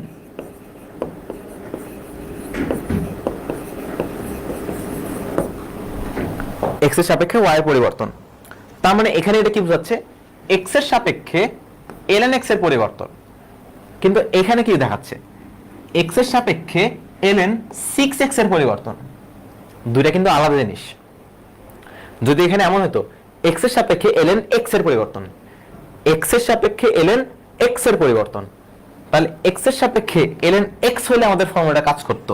এখানে আছে 6x, যদি এমন হইতো যে d বাই dx নাই, d বাই 6x আছে, তাহলে x এর সাপেক্ষে ln x, 6x এর সাপেক্ষে ln 6x, তখন আমরা ফর্মুলাটা অ্যাপ্লাই করতে পারতাম যে তাহলে আমাদের 1/6x আসবে। বুঝতে পারছো? এই জিনিসটা কিন্তু আলাদা, এইটা একটু মাথায় রাখতে হবে। বুঝতে পারছো? সেম যদি এখানে করো, x এর সাপেক্ষে sin x, যদি তোমাকে বলা হয় sin 2x, তাহলে সামনে তুমি d বাই dx যদি তোমার দেওয়া থাকে, ধরো তোমার d by dx sin x আসছে, তুমি দেখলে আচ্ছা sin এর ফর্মুলা কি, সাইনটা জাস্ট cos হয়ে যায়, সো তুমি এখানে লিখে দিলা যে cos 2x। হবে না, কারণ এখানে কি ছিল, x এর সাপেক্ষে sin x, x এর সাপেক্ষে sin x, কিন্তু এখানে কি আছে, x এর সাপেক্ষে sin 2x, এটা তো ঠিক না। যদি এখানে এমন হইতো, যদি এখানে এমন হইতো যে 2x d by d2x, 2x এর সাপেক্ষে x, মানে 2x এর ভ্যালু কি পরিমাণ চেঞ্জ করলে sin 2x এর ভ্যালু কি পরিমাণ চেঞ্জ হয়, সেটা আসবে আমাদের cos 2x।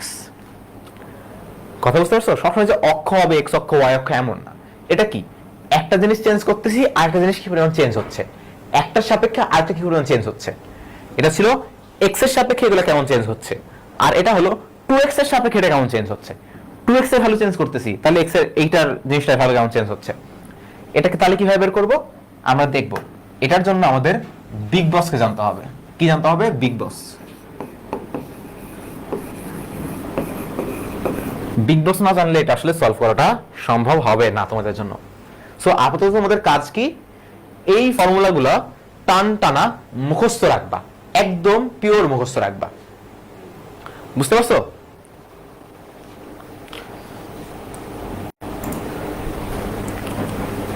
আচ্ছা ঠিক আছে, তো এইটুকু আমরা বুঝলাম যে এই ফর্মুলাগুলো মনে রাখতে হবে, বাট এই ফর্মুলাগুলো খেয়াল রাখতে হবে যে x এর সাপেক্ষে যেখানে x আছে, যেখানে x আছে, x না থাকে যদি অন্য কিছু থাকে, 6x থাকে, তাহলে আমরা এই ফর্মুলাগুলো ডিরেক্ট ইউজ করতে পারবো না, বিগ বসের সাহায্যে ইউজ করতে হবে। এখন দেখো, বিগ বসের কাছে আমরা পরে যাব, বিগ বস তো আমাদের অনেক সিনিয়র, তার কাছে আমরা পরে যাব। একটু দেখো, ফাংশনটা এরকম হইতে পারে, এতক্ষণ আমরা দেখতেছিলাম একটা রাশি, যদি এমন হয় অনেকগুলো রাশি যোগ আকারে আছে, ধরো x to the power 6 plus x to the power 5 plus 2x, 2x না দিয়ে ধরো এখানে আমি দিলাম 9। এখন আমি কি বললাম, আমি বললাম এটার ঢাল বের করো। সো তুমি এটা কি করবা, সামনে d বাই dx দিবা। এখন তোমার সামনে প্রতিবন্ধকতা কয়টা, আমরা দেখছি একটা রাশি, এখানে আছে অনেকগুলো রাশি যোগ আকারে আছে। এখন x এর সাপেক্ষে আমি x to the power 6 এর পারি, এটা পারি, কিন্তু x এর সাপেক্ষে x to the power 6 plus x to the power 5 পুরোটা একসাথে পারি না। যোগ আকারে থাকলে ডেরিভেটিভের একটা নিয়ম হলো তুমি প্রত্যেকটার জন্য আলাদা আলাদা করে করতে পারবা। সো d বাই dx তুমি এইভাবে মনে রাখতে পারো, যেহেতু গুণ আকারে আছে, যেহেতু যদি এটা গুণ না, তোমার বোঝার সুবিধার্থে মনে রাখতে পারো যে পুরোটার সাথে এটা গুণ আকারে আছে। সো তুমি সবগুলোর সাথে গুণ করে দিতে পারো, আসলে এটা গুণ না, এটা হলো ডিফারেন্সিয়েশন করার একটা নিয়ম। সো প্রত্যেকটাকে আমি আলাদা আলাদা করে ডিফারেন্সিয়েট করতে পারবো, এইটা plus d by D x x to the power 5 plus d by D x x to the power 9। এখানে আরেকটা প্রতিবন্ধকতা আছে, আমি এইটা পারি, এটা তো x to the power n এর সূত্র, এটা তো x to the power n এর সূত্র। এইটা কি ভাই, এটা কি জিনিস? এটা তো আমি পারি না, তাই না? এটা আমরা পারবো। খেয়াল করো, আমাদের ঢাল কি বোঝায় বা ডিফারেন্সিয়েশন কি বোঝায়? যে এক্স এর মান চেঞ্জ হলে আমার ভিতরের জিনিসটার মান কি পরিমাণ চেঞ্জ হচ্ছে, এটাই তো বোঝায়। যে আমি এক্স এর মান একটু চেঞ্জ করতেছি, তাহলে এইটার মান কতটুকু চেঞ্জ হবে, এটা আমাকে বের করে দাও। তো এক্স এর মান একটু চেঞ্জ করতেছি, 9 এর মান কতটুকু চেঞ্জ হয় একটু বের করে দাও। 9 এর মান কি কখনো চেঞ্জ হয়? 9 তো আজীবন 9, 9 তো 9ই ভাই, এটা তো সবসময়ই 9, এটা তো কখনো চেঞ্জ হবে না। এই জন্য তোমরা আরেকটা ফর্মুলা অ্যাড করে দিতে পারো, তোমরা অ্যাড করতে পারো। আমি হোয়াইট কালি দিয়ে লিখে দিই, d by D x constant মানে কি? এমন কিছু যার ভ্যালু কখনো চেঞ্জ হয় না, তুমি যাই চেঞ্জ করো কখনো চেঞ্জ হবে না, সেটা আমাদের কত আসবে? 0 আসবে। 0 মানে কি? এক্স এর মান চেঞ্জ করলে আর মান কোনো চেঞ্জ হয় না ভাই, এটা সবসময় যা মান আছে সেই মানটাই থাকবে, অলওয়েজ কনস্ট্যান্ট। ঠিক আছে, অলওয়েজ কনস্ট্যান্ট। এক্স এর মান যদি 1 দাও মান 3, 2 দাও 3, 4 দাও 3, 5 দাও 3, 6 দাও 3, তার মানে কি 3 কে ডিফারেন্সিয়েশন করলে 0 আসবে। আশা করি বুঝতে পারছো, এটার কোনো পরিবর্তন নাই। ঠিক আছে, ওকে। সো এই জিনিসটা আমার কত আসতেছে? এটা আসবে আমাদের 0। এটা আমাদের কত আসবে? আমরা ফর্মুলা জানি যে উপরে যে পাওয়ারটা আছে সেটা সামনে আসবে 6, আর মেইন জিনিস থেকে এক পরিমাণ পাওয়ার কমে যাবে, x to the power 6 minus 1 plus যেটা আছে সেটা যে পাওয়ারটা সেটা সামনে আসবে 5, আর x টু দি পাওয়ার 5 এক কমে যাবে -1 প্লাস 0। সো ইকুয়ালস টু আমাদের কত আসবে? 6x to the power 5 plus 5x to the power 4। এটা ভেঙে করতে হবে না, কয়েকটা করলে তোমাদের মাথায় আইডিয়া চলে আসবে। ঠিক আছে, আচ্ছা আরেকটা করো। ধরো আমাদের আছে ডি বাই ডি এক্স, মানে আমরা একটা ডিফারেন্সিয়েশন করব, sine x plus cos x plus কি দিব? Plus ln 3। ঠিক আছে, তো আমাদের কি আসবে? প্রত্যেকটা ইন্ডিভিজুয়াল করে ডিফারেন্সিয়েশন হবে, কারণ যোগ থাকলে সবগুলো আলাদা আলাদা করে আমরা ডিফারেন্সিয়েশন বের করতে পারি।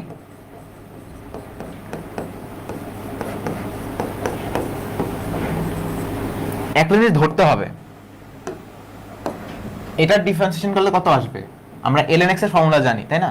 যে d by dx ln x, তার মানে কত আসে? 1 বাই x আসে। সো এটার কত আসবে? এটার আসবে 1 বাই 3। সো এটার ডিফারেন্সিয়েশন কত আসতেছে? 1 বাই 3, তাই না? কেন? আমি তোমাকে বললাম যে কনস্ট্যান্ট যার মান কখনো চেঞ্জ হয় না, তার কারো সাপেক্ষে মান চেঞ্জ হয় না। ln 3 তুমি ক্যালকুলেটরে বসাও, ln 3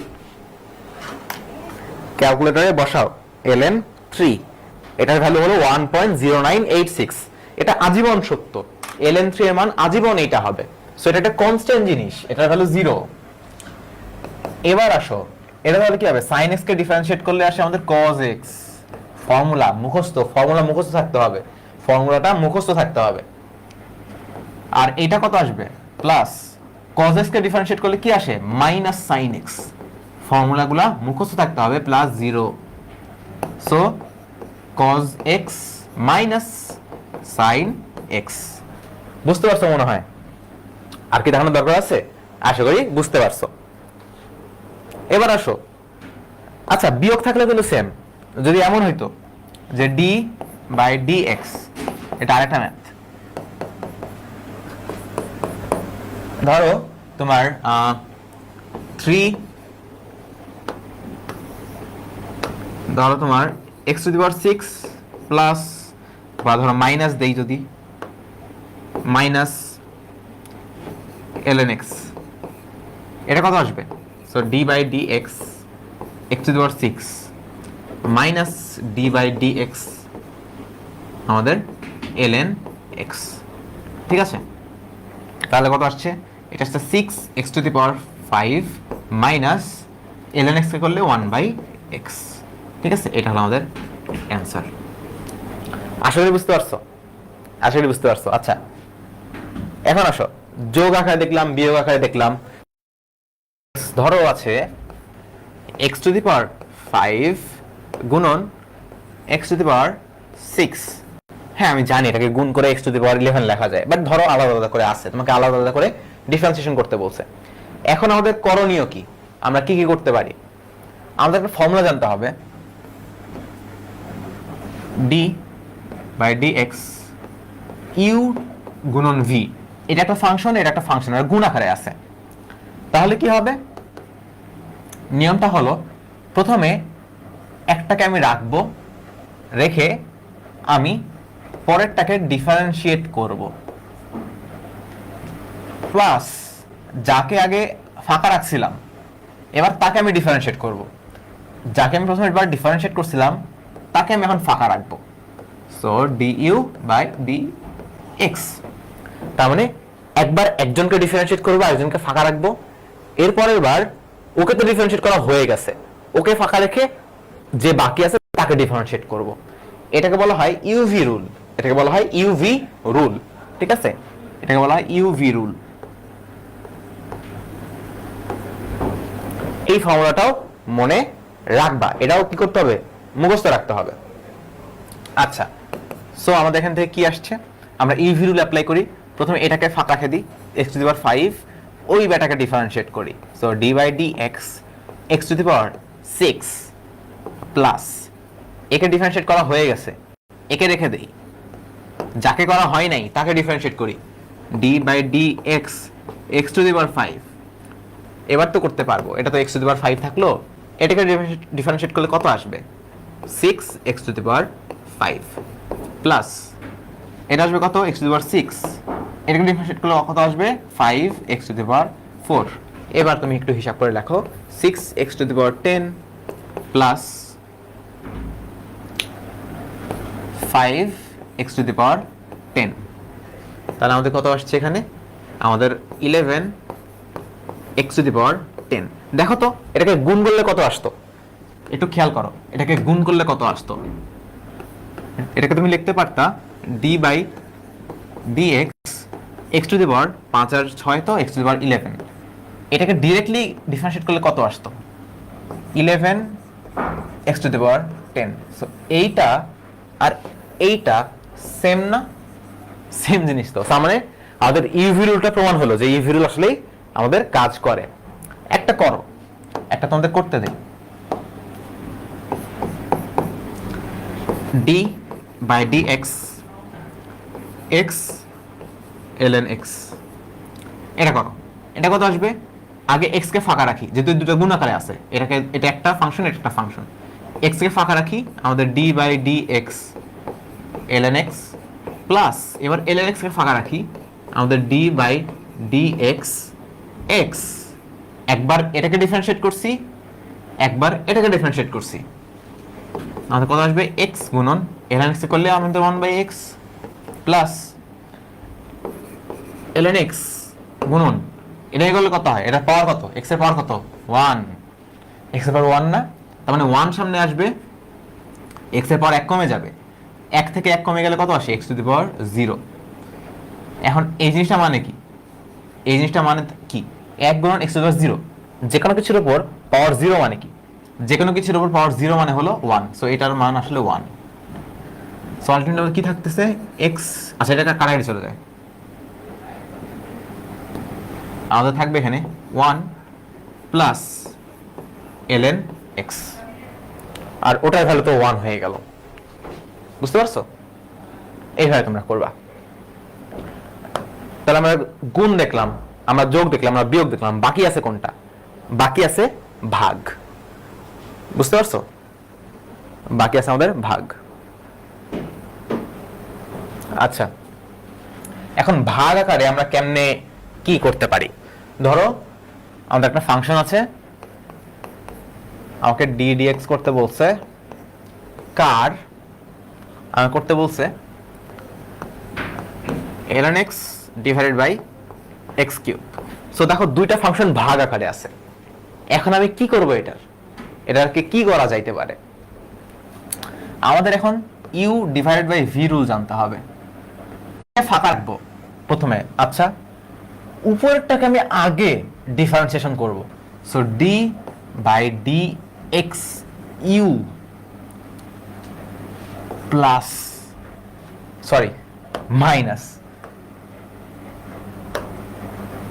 মাইনাস আমার মতো ভুল করিও না, মাইনাসটা মাথায় রাখি। এটা হলো মাইনাস কি?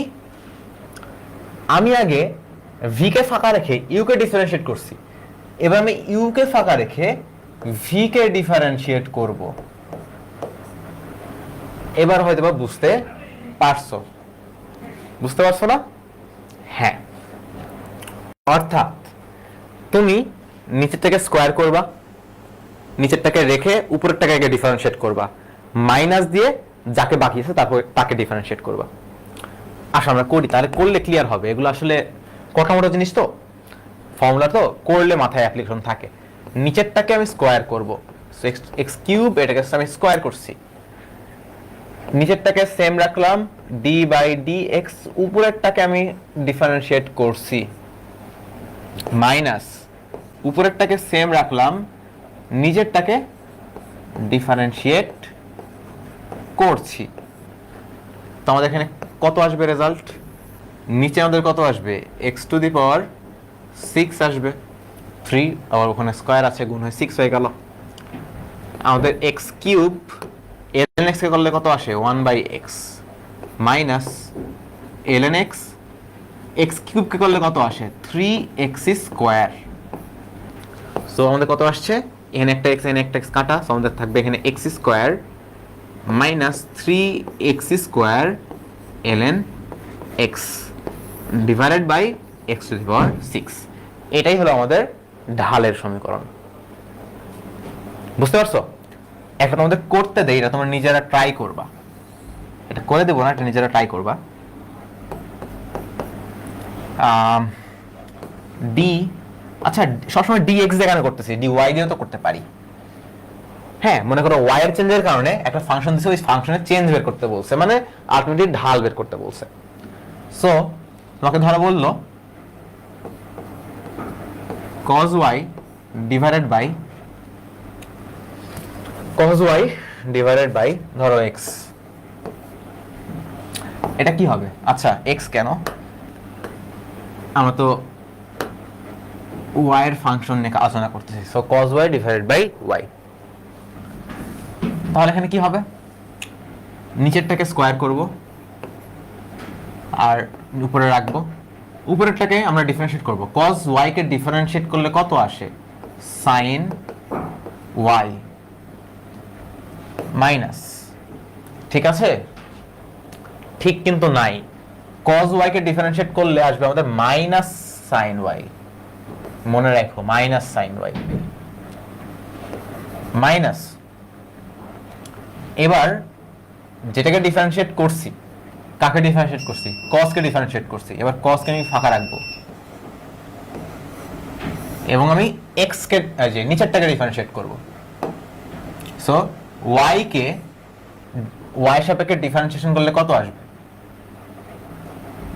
d dy y, এটার ভ্যালু কত আসবে? y এর পাওয়ার কত? 1, তার মানে 1 সামনে আসবে, y এর ভ্যালু 1 কমে যাবে, 0, তার মানে কত? 1। সো এটা আমাদের 1। সো আমাদের থাকছে y square minus y sin y minus cos y। বুঝতে পারছো? একই ফর্মুলা কিন্তু আগে x দিয়ে করছি, এখন আমরা y দিয়ে করছি, একই জিনিস করছি, বাট একবার x দিয়ে করছি, একবার y দিয়ে করছি। সো তোমরা u বাই v ভাগ আকারে বুঝলা। এখন আমাদের সেই কাঙ্ক্ষিত চেইন রুল বা বিগ বস, যে বিগ বসের কথা আমি বলছিলাম, বিগ বসের কথা আমি বলছিলাম যে যদি এমন থাকে d বাই dx, যদি তোমার থাকে 2x, তুমি এইটা কেমনে করবা? বাট 2x দিয়ে না দিয়ে তোমাদের ln দিয়ে ভালো বোঝা যায় জিনিসটা। ln 2x। এটা তো করতে পারবো না, আমরা ফর্মুলা জানি d/dx ln x, অর্থাৎ x এর ক্ষুদ্র পরিবর্তনের কারণে ln x এর পরিবর্তন, ln 2x আমরা পারি না। তাহলে আমরা কিভাবে করব?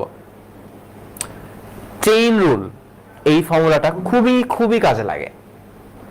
এটার অ্যাপ্লিকেশন বুঝাচ্ছি, ঠিক আছে? এটা জাস্ট কিভাবে ইউজ করতে হয় সেই জিনিসটা আমরা দেখাবো, কারণ এগুলোর ব্যাখ্যা করতে গেলে অনেক সময় লাগবে এবং এগুলো কোনো প্রয়োজনই নেই আমাদের। আমাদের জাস্ট ক্যালকুলেশন করতে পারলেই হবে। আমাদের ক্যালকুলাস লাগে কখন?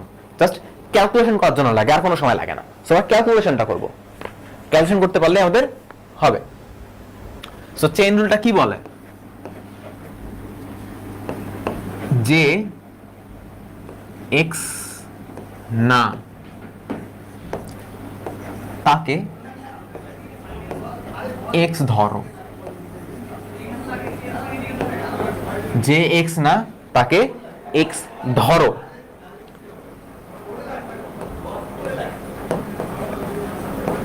এরপরে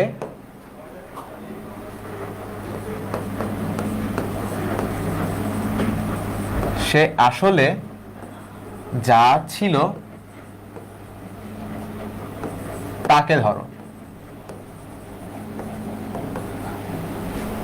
বুঝতে পারছো?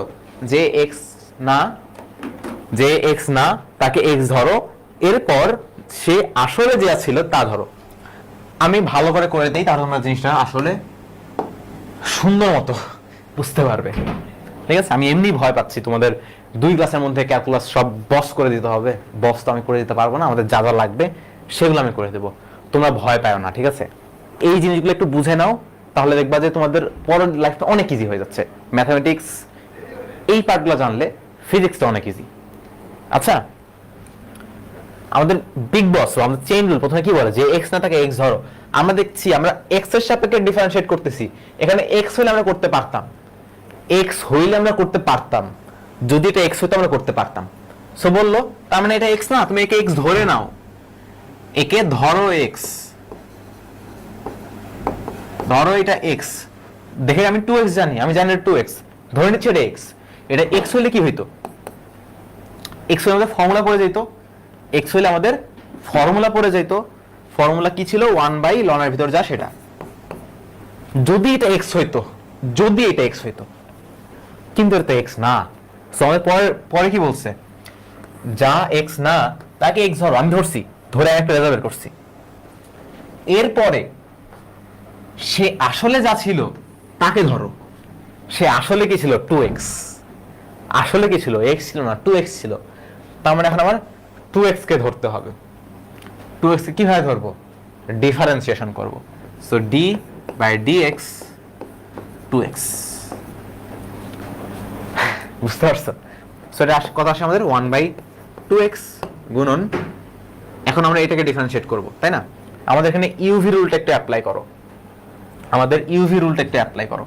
এখানে দেখো দুইটা জিনিস গুণ আকারে আছে, 2 এবং x গুণ আকারে আছে। সো আমাদের ইউভি রুল কি বলে? আমাদের ইউভি রুল কি বলে? d/dx ইউভি, একটাকে ধরো আরেকটাকে ডিফারেন্সিয়েট করব,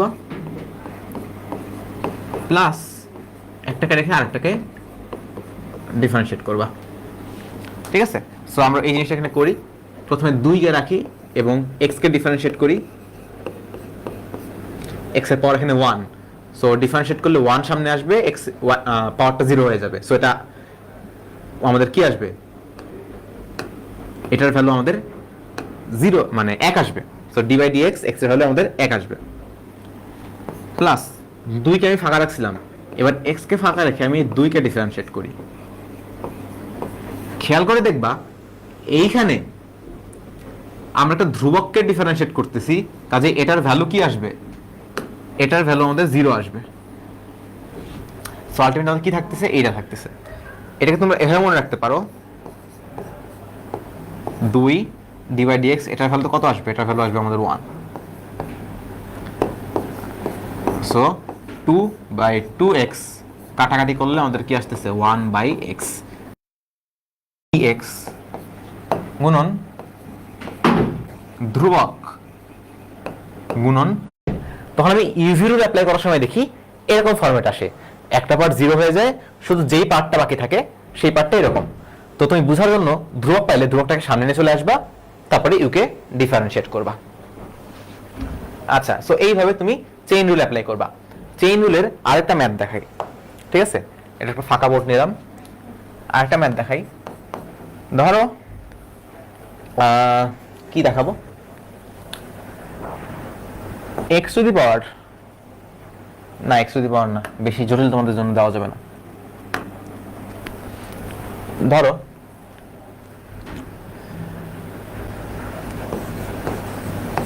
ln, তো আমি এটাকে x ধরে নিব। x ধরে নিলে কি হইতো, এটা যদি পুরোটা x হইতো, তার মানে ln x এর ফর্মুলা কি 1/ln f তো যেটা আছে। সো যোগ বিধি সম্পূর্ণ সবগুলোকে আমরা ডিফারেন্সিয়েট করব, d/dx 2x plus d/dx x square. এখন এইখানে তাহলে এটা কত আসবে, এটা যেহেতু ধ্রুবক 2 কে সামনে নিয়ে আসলাম, d/dx আমি x করলাম, আমি অনেক ভেঙে ভেঙে করতেছি যেন তোমরা প্রথমে বুঝতে পারো। এবং এটা কত আসবে, এটা আসবে আমাদের 2x হিসেবে আসলো, পাওয়ারটা সামনে চলে আসলো, আর x তো x, এক পাওয়ার কমে গেল। এখানে আমাদের আগের মতোই আছে x স্কয়ার প্লাস 2x, ঠিক আছে? সো এখানে তোমার কি আসতেছে, এটাকে তুমি নিয়ে আসো 2 plus 2x divided by x square plus 2x, ঠিক আছে? আরেকটা ম্যাথ করো, এবং এই ম্যাথটা তোমাদের বেশি লাগবে। d/dx sin 3x প্লাস 1, ঠিক আছে? এইটা করো। দেখো আমরা sin x জানি, sin 3x প্লাস 1 জানি না। তার মানে এই ভিতরের এই জিনিসটা যদি x হইতো খুবই ভালো হইতো। সো আমরা এটাকে x ধরে নিব। x না তো কি হইছে, আমরা x ধরে নিব। x ধরে নিলে কি হইতো, এটা যদি x হইতো, সাইনটা আমাদের কি হয়ে যায়, cos হয়ে যায়। ডিফারেন্সিয়েশন করলে সাইনটা আমাদের cos হয়ে যায়। ফর্মুলা কিন্তু মুখস্থ রাখতে হবে। সো আমাদের কি হয়ে যাবে, এটা cos হয়ে যাবে, সাইনটা জাস্ট cos হয়ে যায়, বাকি সব সেম থাকে। সো 3x প্লাস 1, কিন্তু এটা তো x না, তার মানে যেটা আসলে যেটা ছিল সেটা দিয়ে ডিফারেন্সিয়েট করতে হবে। So 3x plus 1।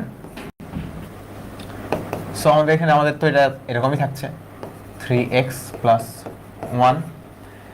এইখানে আবার আমাদের যোগ বিধি, সো এটাকে ডিফারেন্সিয়েট করব, এটাকে ডিফারেন্সিয়েট করব। So d/dx 3x plus d/dx 1, এটা তো ধ্রুবক ভাইয়া, 1 তো ধ্রুবক, সো এটার রেজাল্ট তো 0 আসবে।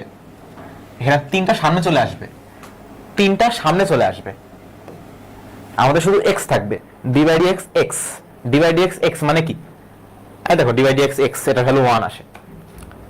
সো cos 3x প্লাস 1, আর এখানে আমাদের থাকছে কত, 3 গুণন 1 যোগ 0। সো আমাদের আসবে 3, এই যেহেতু 3 গুণন 1 মানে 3, 3 যোগ 0 মানে কি 3, টোটালের ভ্যালু কত 3। সো 3টা আমি একটু সামনে লিখতেছি, 3 cos 3x প্লাস 1।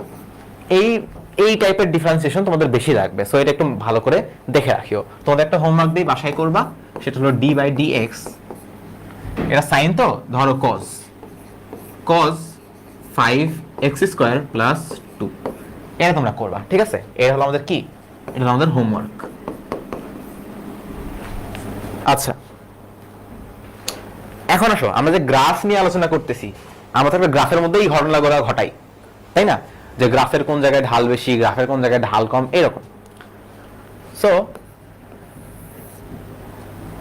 আচ্ছা, গ্রাফটা ঢাল, অক্ষটা সুন্দর হলো না। এটা একটা অক্ষ এবং এটা আরেকটা অক্ষ, ঠিক আছে? একটা x অক্ষ, একটা y অক্ষ। এটা হলো x অক্ষ, এটা হলো y অক্ষ। ধরো গ্রাফটা এই রকম, গ্রাফটা ধরো এই রকম। আরেকটা গ্রাফ আঁকাই, ধরো, বা যদি গ্রাফটাকে একটু অন্যরকম করে আঁকাই,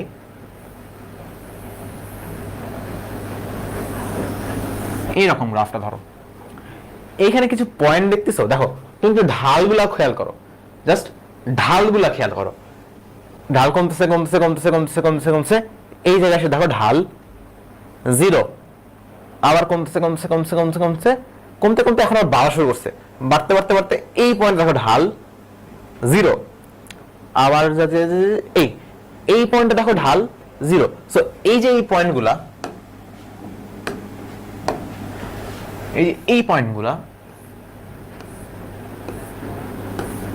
এই পয়েন্টগুলোতে আমরা দেখছি এগুলোতে ঢাল 0, এগুলোতে ঢাল 0। বুঝতে পারছো? ঢাল 0, ঢাল 0 মানে কি? ঢাল 0 মানে ভাই ঢাল 0, ঢাল 0 মানে এই জায়গাগুলা একদম মানে কোনো খাড়া নাই, কোনো ঢালু কিছু নাই, ঢাল 0 এই জায়গায়। ঢাল 0 মানে এই অবস্থানগুলোতে পরিবর্তন হয় না। এক্স এর মান চেঞ্জ করলে দেখো এক্স এর মান চেঞ্জ, দেখো এই যে এই এক্স এর মান একটু চেঞ্জ করতেছি, ওয়াই এর মান কোনো চেঞ্জ হচ্ছে না। এই এক্স এর মান চেঞ্জ করতেছি কিন্তু ওয়াই এর মান চেঞ্জ হচ্ছে না। এই জায়গাগুলো দেখো, এই পয়েন্টটা দেখো, এক্স এর মান চেঞ্জ করতেছি, ওয়াই এর মান চেঞ্জ হয়ে যাচ্ছে, কিন্তু এই পয়েন্টটা দেখো, এক্স এর মান চেঞ্জ করতেছি, ওয়াই এর মান চেঞ্জ হচ্ছে না, প্রায় কাছাকাছি, যেহেতু ক্ষুদ্র পরিবর্তন নিয়ে আমরা হিসাব করি। সো ঢাল 0 মানে কি? মানে পরিবর্তনের হারটাও 0। সো এই যে দেখো, এটা দেখে মনে হচ্ছে না কোনো পাহাড়ের চূড়া, এটা দেখে মনে হচ্ছে না কোনো পাহাড়ের একদম তলদেশ, এগুলোকে বলা হয় ম্যাক্সিমা। ঠিক আছে, এই যে এই পয়েন্টগুলা, এগুলোকে বলা হয় ম্যাক্সিমা, আর এই যে এই পয়েন্টগুলা, এগুলোকে বলা হয় মিনিমা। ঠিক আছে, সো এগুলো কি? এগুলো হলো ম্যাক্সিমা, আর এর নিচের পয়েন্টগুলো কি? এগুলো হলো মিনিমা। ম্যাক্সিমা এন্ড কি? মিনিমা। সো তুমি যদি কি করো, একটা জিনিসের ঢাল বের করো, সেটা যদি 0 পাও, তার মানে এটা আইদার সর্বোচ্চ মান অথবা এটা সর্বনিম্ন মান। এটা হয় সর্বোচ্চ মান অথবা এটা সর্বনিম্ন মান। বুঝতে পারছো? হয় সর্বোচ্চ অথবা সর্বনিম্ন। দেখো আমি তাহলে কি করব, ধরো ফাংশনটা দেওয়া আছে, ধরো কথার কথা, এটা এরকমই ফাংশন হবে এমন না, ধরো ফাংশনটা দেওয়া আছে sin x, এটা ঢাল আমি বের করব, এটা ঢাল কত আসবে? cos x। এখন তোমাকে বলা হলো কোন জায়গায় সর্বোচ্চ বা সর্বনিম্ন মান পাওয়া যাবে, কোন জায়গায় সর্বোচ্চ বা সর্বনিম্ন মান পাওয়া যাবে। তো তুমি কি করলা? তুমি বললা যে তার মানে সর্বোচ্চ বা সর্বনিম্ন মান যদি থাকে বা ম্যাক্সিমাম বা মিনিমা যদি থাকে, তার মানে অবশ্যই ঢালের মান ওখানে 0 হবে, তার মানে স্লোপ উইল বি 0। এখানে কি হয়? স্লোপ বা ঢাল 0 হয়, 0 হয়, তার মানে cos এর ভ্যালু তখন 0 হবে। এখন কোন কোন পয়েন্টে cos এর ভ্যালু 0 হয়, সেই পয়েন্টে আমাদের এই ম্যাক্সিমাম মিনিমা পাওয়া যায়। এটা সবচেয়ে বেশি আমাদের লাগে, কারণ আমাদের অনেক সময় বলে দেয় যে সর্বোচ্চ মান সর্বনিম্ন মান বের করো, সর্বোচ্চ মান সর্বনিম্ন মান বের করো, যে কোনো ক্ষেত্রেই বলতে পারে, যে কোনো ফাংশন দিয়ে বলতে পারে এই ফাংশনের সর্বোচ্চ সর্বনিম্ন মান বের করো। সো অবশ্যই সর্বোচ্চ বা সর্বনিম্ন যেগুলো পয়েন্ট আছে সেই পয়েন্টগুলোতে কি হবে, সেই পয়েন্টগুলোতে ঢালের মানটা 0 হবে। এখন ঢালের মান তো এখানেও 0, ঢালের মানটা এখানেও 0, এটাও সর্বোচ্চ পয়েন্ট, এটা সর্বনিম্ন পয়েন্ট, এটাও 0, এটাও 0। 0 মানে তো সর্বোচ্চ হইতে পারে, সর্বনিম্ন হইতে পারে, সর্বোচ্চ হইতে পারে, সর্বনিম্ন হইতে পারে, ম্যাক্সিমাম হইতে পারে, মিনিমাম হইতে পারে। কিভাবে বুঝবো কোনটা কি? কিভাবে বুঝবো কোনটা কি? সো তুমি একটু খেয়াল করবা, যেটা ম্যাক্সিমা আছে, যেটা ম্যাক্সিমা, এই যে ম্যাক্সিমা, ম্যাক্সিমায় কি হচ্ছে? ঢালের মানটা কমতেছে না? এই দেখো ঢালের মানটা কমতেছে কমতেছে কমতেছে কমতেছে কমতেছে কমতেছে কমতে কমতে ম্যাক্সিমা হইলো, তারপর আরো কমতেছে আরো কমতেছে আরো কমতেছে, তাই না? কমতে কমতে কমতে কমতে কমতে কমতে এই যে ম্যাক্সিমাম পাই গেলাম, আবার কমতেছে। মিনিমার ক্ষেত্রে কি হয়? বাড়তেছে বাড়তেছে বাড়তেছে বাড়তেছে, 0 হয়ে গেল, তারপর আবার বাড়তে বাড়তে বাড়তে বাড়তে বাড়তে শুরু করলো। কথা বুঝতে পারছো? সো তুমি এই ঢালটা খেয়াল করো, ঢালটা খেয়াল করো, এইখানে ঢাল। সো ধরো আমি এই ঢালটা পাইছি, ঢালের এখন ঢাল হিসাব করতে হবে, ঢালের আমরা ঢাল হিসাব করতেছি। দেখো আমরা কি বলছি যে ঢাল ঢাল কমতেছে কমতেছে কমতেছে কমতেছে কমতে কমতে জিরো হইলো, আরো কমতেছে। এখানে দেখো ঢাল বাড়তে বাড়তে বাড়তে বাড়তে জিরো হইলো, আবার বাড়তেছে। তার মানে ঢাল একসময় কমতেছে, ঢাল একসময় বাড়তেছে। যদি ঢালটা এমন হয় যে কমতে কমতে জিরো হয়েছে, তার মানে তখন ওখানে ম্যাক্সিমা থাকে। আরো ভালো করে বোঝা যায় জিনিসটা। এটা হলো একটা গ্রাফ এক্স ওয়াই। আমি একটু এটার গ্রাফ আঁকাই। দেখো এটা যদি সাইন এক্স হইতো, যদি সাইন এক্স হইতো, তাহলে এটার ঢালের ফাংশন কি হইতো? Cos x. সাইন এক্স এর ঢাল কি? Cos x. তার মানে কজ এক্স এর গ্রাফ অনেকে জানো, অনেকে জানো না। ধর আমি এই চিত্র থেকে আমি আঁকাচ্ছি, আমি ফাংশনে যাচ্ছি না, চিত্র থেকে ধর আমি আঁকাচ্ছি। সো শুরুতে আমি কি দেখছি? ফাংশন বাই ঢালের মানটা কমতেছে কমতেছে কমতেছে কমতেছে কমতেছে কমতে কমতে নামতেছে, তার মানে কমতেছে। সো ঢালের মানটা কমতেছে, ঢাল কমতেছে কমতেছে কমতেছে কমতেছে কমতে কমতে একটা পয়েন্টে এসে ঢাল কি হয়েছে? বাড়া শুরু করছে। কমতে কমতে এক পয়েন্টে এসে ঢাল বাড়া শুরু করছে। সো তারপরে ঢালটা বাড়া শুরু করছে, বাড়তে বাড়তে বাড়তে বাড়তে একটা জিরো হয়ে গেছে, তারপরে আবার কমা শুরু করছে, বাড়তে বাড়তে জিরো হয়ে গেছে, তারপর আবার কমা শুরু করছে। সো যে বাড়তেছে এখানে কমতেছে, সো বাড়ার পর এখন আর কমতেছে আর বাড়তেছে, এরকম তো হচ্ছে, তাই না? সো কজ এক্স এর গ্রাফটা অনেকটা এরকম হয়, ঠিক আছে? সো ধরো এখন এই ফাংশনে ধরো আমি এই পয়েন্টে পাইছি, ভাই এই পয়েন্টে তো জিরো, আমি হিসাব করছি কজ এক্স এর ভ্যালু জিরো, ঠিক আছে? ঢালের মান শূন্য। কোন কোন পয়েন্টের জন্য আমি এই পয়েন্টগুলো বের করছি? একটা পয়েন্ট, একটা পয়েন্ট, একটা পয়েন্ট, একটা পয়েন্ট, একটা পয়েন্ট, একটা পয়েন্ট। ভাই এই পয়েন্টগুলোতে ঢালের মান শূন্য, কিন্তু কোনটা ম্যাক্সিমাম মিনিমাম আমি বুঝতেছি না। একটু খেয়াল করো, এই পয়েন্টে যে ঢালের মানটা শূন্য হইলো, এই পয়েন্টে যে ঢালের মানটা শূন্য হইলো, এই পয়েন্টে যে ঢালের মানটা শূন্য হইলো, এই পয়েন্টটা কিরকম ছিল? কমতে কমতে কমতে। সো এই পয়েন্টে কি আমাদের ঢাল কমতেছে। সো আমাদের ঢাল এই পয়েন্টে কি হচ্ছে? এই পয়েন্টে কমতেছে, আমাদের ঢালটা এই পয়েন্টে কমতেছে। সো এই যে ঢালের যে ফাংশনটা পাইলাম, এই ফাংশনটা কি? এটা ঢালের ফাংশন। ঢালের ফাংশন কি? Cos x. আমরা ধরে নিছি মেন ফাংশনটা সাইন এক্স। এটা ঢাল যদি আমরা আঁকাইতাম তাহলে সেটা হইতো এইরকম, যেটার গ্রাফ হলো কজ এক্স, কারণ সাইন এক্স এর হলো কজ এক্স ফাংশন, এটার ডেরিভেটিভ হলো কজ এক্স। ডেরিভেটিভ মানে কি? মানে ঢালের ফাংশন হলো কজ এক্স। এই ঢালের ফাংশনে তুমি ধরো কথার কথা ধরো এক্স কমা ওয়াই তে তুমি জিরো পাইছো, এটা ম্যাক্সিমাম নাকি মিনিমাম বুঝতেছো না। So x equals to y. দেখো ঢাল তো এটাই, তাই না? কমতেছে কমতেছে কমতেছে কমতেছে কমতেছে, তার মানে এই দেখো কমতেছে কমতেছে কমতেছে কমতেছে। সো কোথায় কমতেছে কোথায় বাড়তেছে ঢাল থেকে বোঝা যাচ্ছে। এই জায়গায় কমতেছে, এই জন্য এখানে দেখো ভ্যালুটা এখানে কমতেছে, ঠিক আছে? সো এই জায়গায় এই ঢালের তুমি ঢাল বের করবা, এই ঢালের তুমি ঢাল বের করবা। এই ঢালের ঢাল কিরকম হবে? এই পয়েন্টে স্পর্শক আঁকাইতে হবে, এখানে থিটা অ্যাঙ্গেল, এটা অবশ্যই 90 ডিগ্রি এর চেয়ে বেশি। সো এইটা কত আসবে? এটা নেগেটিভ আসবে। এটা কি কত আসবে? নেগেটিভ আসবে, কেন? 90 ডিগ্রি এর চেয়ে বেশি অ্যাঙ্গেলটা। এই জন্য যেখানে ম্যাক্সিমা হয়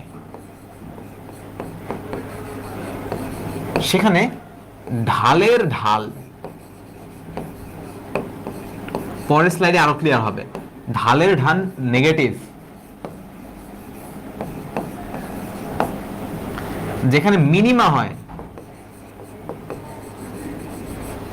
সেখানে ঢালের ঢাল পজিটিভ।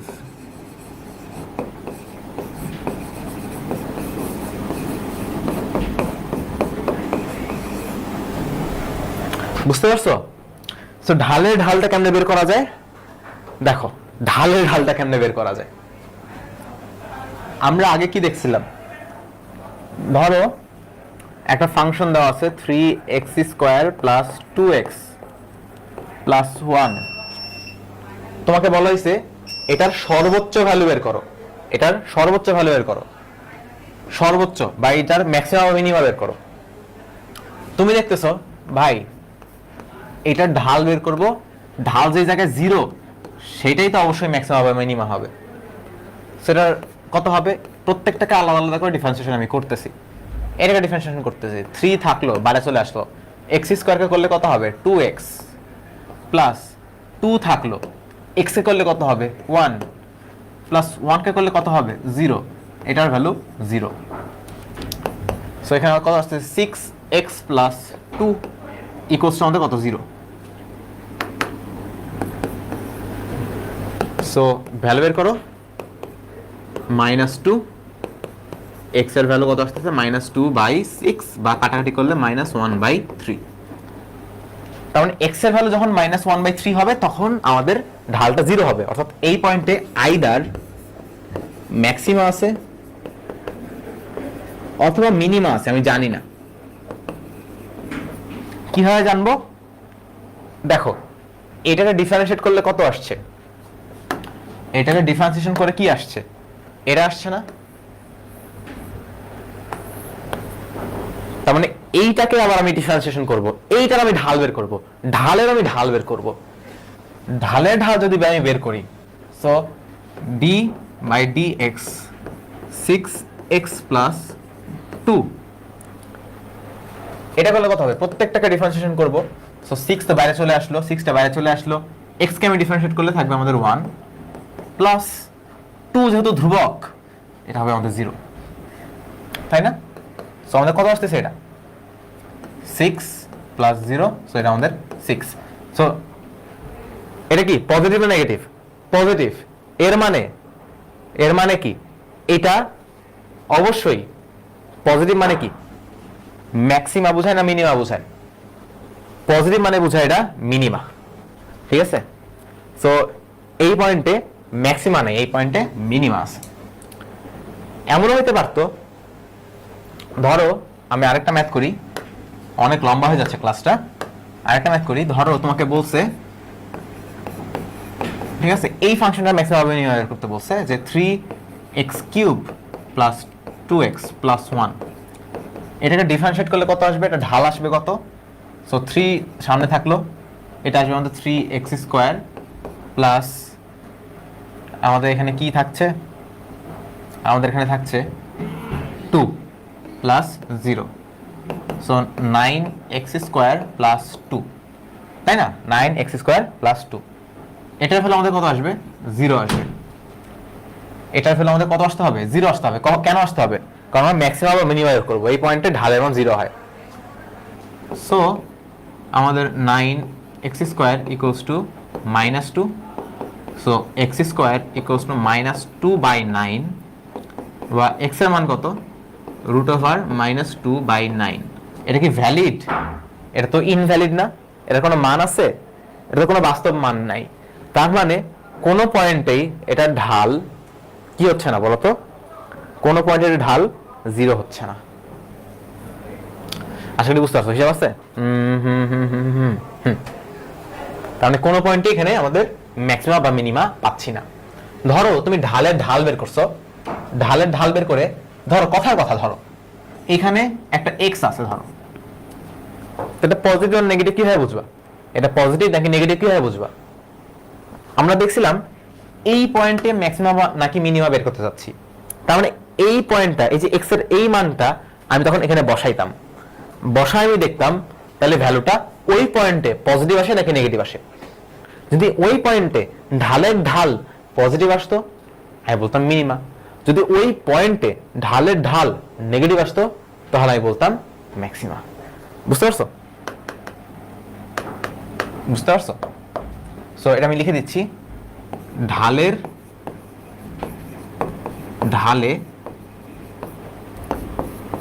পয়েন্টটা, ঢালে আমরা পয়েন্টটা বসাবো, ঠিক আছে? যেই পয়েন্টে আমি চেক করতে চাচ্ছি যে এটা ম্যাক্সিমাম নাকি মিনিমা, সেই পয়েন্টটা আমি ঢালে বসাবো, বসায় আমি দেখবো। আশা করি বুঝতে পারছো? এখন ঢালেটা একটা খুব সুন্দর একটা আছে, আমি এটার ঢাল বের করছি, এটাকে আবার ডিফারেন্সিয়েট করে ঢাল বের করছি। সো তুমি এভাবে লিখতে পারো যে d/dx, আমি একটা জিনিসকে ডিফারেন্সিয়েট করছি, সম্পূর্ণ জিনিসটাকে আমি আবার ডিফারেন্সিয়েট করছি। এটাকে সরাসরি লেখা যায় d²u ডিভাইড বাই dx², ঠিক আছে? একটা নোটেশন, ঢালের ঢাল বের করার নোটেশন হলো এরকম, d²u বাই dx², মানে এটা ঢালের আমি ঢাল বের করছি। বুঝতে পারছো? ঢালের ঢাল বের করা হয়েছে। ঠিক আছে, তো তোমরা এখন এখানে কিছু বিষয় আছে, আরো ক্রিটিক্যাল বিষয় আছে, যেমন এটা একটা ম্যাক্সিমা, এটা একটা ম্যাক্সিমা, তোমাকে বললো সর্বোচ্চ মান বের করতে, তুমি দেখলা একাধিক ম্যাক্সিমা আছে, ম্যাক্সিমা একাধিক আছে, তাহলে সর্বোচ্চ মান কোনটা হবে? তখন তোমাকে দেখতে হবে যে আচ্ছা ম্যাক্সিমা কোনগুলো আছে। ম্যাক্সিমাম ধরো, কথার কথা, এটা ধরো x=3 ধরো, এটা ধরো x=1, তুমি দেখলে এই দুইটা পয়েন্টে ম্যাক্সিমা আছে, তো তুমি ফাংশনে 3 আর 1 বসাবা, বসায় দেখবা y এর মান কোনটায় সর্বোচ্চ আসে। এটা আমাদের এখন লাগবে না, ফিজিক্সে আমাদের জাস্ট কোনো মতো ম্যাক্সিমা এবং মিনিমাটা বের করতে পারলেই হবে, আর কিছু লাগবে না, বুঝছো? ফিজিক্সে জাস্ট ম্যাক্সিমা আর মিনিমাটা বের করতে পারলেই হবে, আর কিছু করা লাগবে না, তোমাদের লাগবে ম্যাথে। এখন এই যে এত কিছু দেখলাম, এটা আসলে পদার্থবিজ্ঞানে কেন দরকার, বা পদার্থবিজ্ঞানের জন্য আমরা কোন ক্ষেত্রে এটা আমি ইউজ করব? তোমরা ত্বরণ পড়ছিলা, বা তোমরা বেগ পড়ছিলা? বেগ, বেগ মানে কি?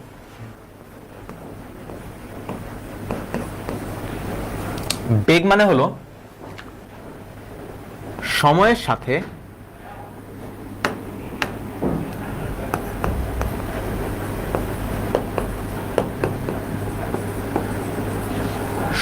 কি, সময়ের সাথে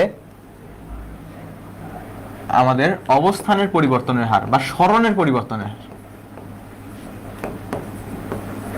এখন আমরা তো ডিফারেন্সিয়েশনে এই জিনিসটাই করতেছি, কোনো কিছুর সাথে বা কোনো কিছুর সাপেক্ষে অন্য জিনিস কিভাবে পরিবর্তন হয় সেটা বের করতেছি। তাহলে রিলেশন খুঁজে পাচ্ছ? রিলেশনটা খুঁজে পাচ্ছ? তার মানে এখানে কি হচ্ছে, যদি সরণ হয় বা অবস্থানের হার, আমি যদি একটা গ্রাফ আঁকাই জিনিসটা আরো ভালো ক্লিয়ার হবে। একটা যদি গ্রাফ আঁকাই,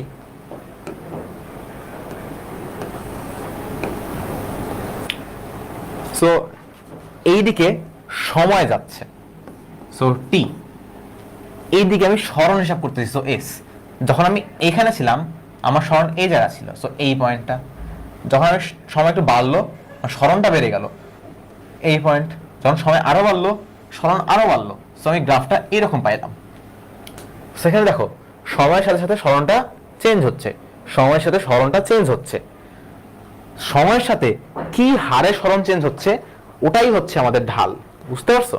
এটা আমরা গতিবিদ্যায় আরো ভালো মতো জানবো, গতিবিদ্যায় আরো ভালো মতো পড়বো।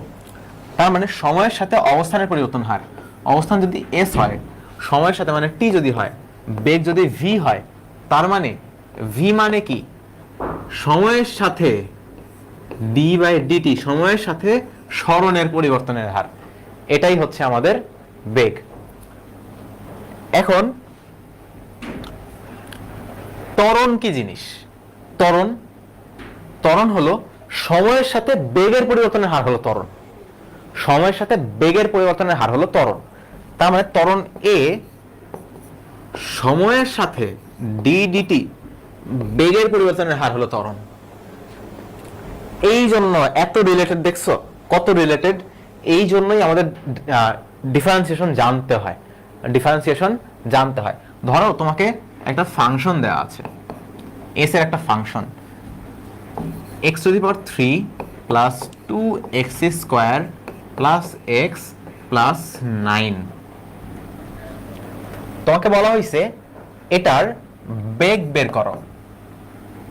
এখন দেখো বেগ তুমি এটা কেমনে বের করবা? এটা একটা খুব জটিল একটা গ্রাফ, খুবই জটিল একটা গ্রাফ। এটার বেগ কেমনে বের করবা? তাহলে অনেক সহজ, আমরা এখন ডিফারেন্সিয়েশন জানি। ভি মানে কি? ভি মানে differentiation of S, differentiation of S with respect to time বা টি। ঠিক আছে? সো এখন এখানে তো এক্স দিয়ে আছে না, আচ্ছা আমি তাহলে এগুলা টি দিয়ে প্রকাশ করি। ধর এস হলো টি এর একটা function, t³ plus 2t² plus t plus 9। তার মানে কি, তুমি টাইম বসাবা। তুমি ধরো এখানে 1 সেকেন্ড, এখানে 2 সেকেন্ড, এখানে 3 সেকেন্ড, 4 সেকেন্ড, 5 সেকেন্ড, 6 সেকেন্ড, তুমি টাইম বসাবা। তুমি এখানে টাইমগুলো বসাবা, বসালে তুমি একটা সরণ পাবা। টাইম আরেকটা বসাবো, আরেকটা সরণ পাবা। টাইম আরেকটা বসাবো, আরেকটা সরণ পাবা। কিন্তু এই সরণটা কিভাবে চেঞ্জ হচ্ছে সেটাই আমাদের বেগ। সো v মানে কি d dt অফ s। তাহলে এটা কিভাবে করতে হবে, কি করতে হবে, এটা আমাদের হবে প্রত্যেকটার আলাদা আলাদা ডিফারেন্সিয়েশন। সো টি কিউবকে করলে হয় 3t স্কোয়ার প্লাস 2 তো সামনে চলে আসবে, টি স্কোয়ার করলে হয় 2t plus 1 plus 0। So 3t square plus 4t plus 1। এটা আমাদের কিসের সমীকরণ? এটা আমাদের ভি এর সমীকরণ বা বেগের সমীকরণ। বুঝতে পারছো? তাহলে বলতে পারো ভাই আমাদের একটা ফর্মুলা ছিল না, v equals to u plus এটি, এই সেই হ্যাম ত্যান। ওইসব জিনিসপত্র এখন ম্যাক্সিমাম ক্ষেত্রে আর কাজ করবে না। তোমরা যখন গতিবিদ্যা করবা 3rd চ্যাপ্টার, তখন আর ভালো মতো বুঝতে পারবা কেন কাজ করবে না জিনিসটা। ঠিক আছে? এখানে সবকিছু সবসময় চেঞ্জ হচ্ছে, কারণ এদিক চলে যাচ্ছে, এদিক চলে যাচ্ছে, বাড়তেছে, কমতেছে, এই সেই হ্যান ত্যান অনেক কিছু হচ্ছে। এখন ওই জাস্ট ওই ফর্মুলা দিয়ে কাজ হবে না, এখন আমাদের এগুলো করতে হবে। জটিল, একটু জটিল, একটু জটিল আমি জানি। যদি তোমাকে বলা হয় এ বের করো, এ মানে কি? সময়ের সাথে বেগের পরিবর্তনের হার, সময়ের সাথে বেগের পরিবর্তনের হার, অর্থাৎ ডি ডিটি ভি। আমাদের এখানে তাহলে এটাকে ডিফারেন্সিয়েট করতে হবে সবগুলোকে। সো 3 সামনে আসলো, 2t প্লাস 4 প্লাস, এটা তো 0 আসবে, 1 যেহেতু ধ্রুবক। সো আমাদের কত আসছে? এ সমান সমান 6t প্লাস 4, 6t প্লাস 4। বুঝতে পারছো? আশা করি বুঝতে পারছো, আশা করি বুঝতে পারছো। সো মোটামুটি এইগুলাই তোমাদের জানা দরকার ছিল বা বোঝা দরকার ছিল। এর বাইরে তোমাদের ফিজিক্সে তেমন কিছু দরকার হবে না। ঠিক আছে? তেমন কিছু এখনো তোমাদের দরকার হবে না আশা করা যায়। আর যদি দরকার হয়ও, পড়াবো তো আমি পড়াবো, ইয়াসিন ভাই পড়াবে, আমরা জিনিসটা ব্যাখ্যা করে ফেলতে পারবো। অনেক লম্বা ক্লাস হয়ে গেছে, তোমাদের 1.5 ঘন্টা ক্লাস হয়ে গেছে। আমি আসলে এত লম্বা নিতে চাই নাই, কিন্তু আসলে হয়ে গেল, কারণ অনেক জিনিসপত্র ছিল তো।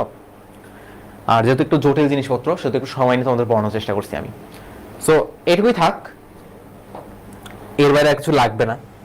তোমাদের আমি কিছু হোমওয়ার্ক দিব, কিছু আমি ম্যাথ করতে দেব, তোমরা সেগুলো করবা, গ্রুপে দিব, করে সেগুলো তুমি জানাবা। ঠিক আছে? সো ওটা আমি কিছু একটু পরে দিয়ে দেবো।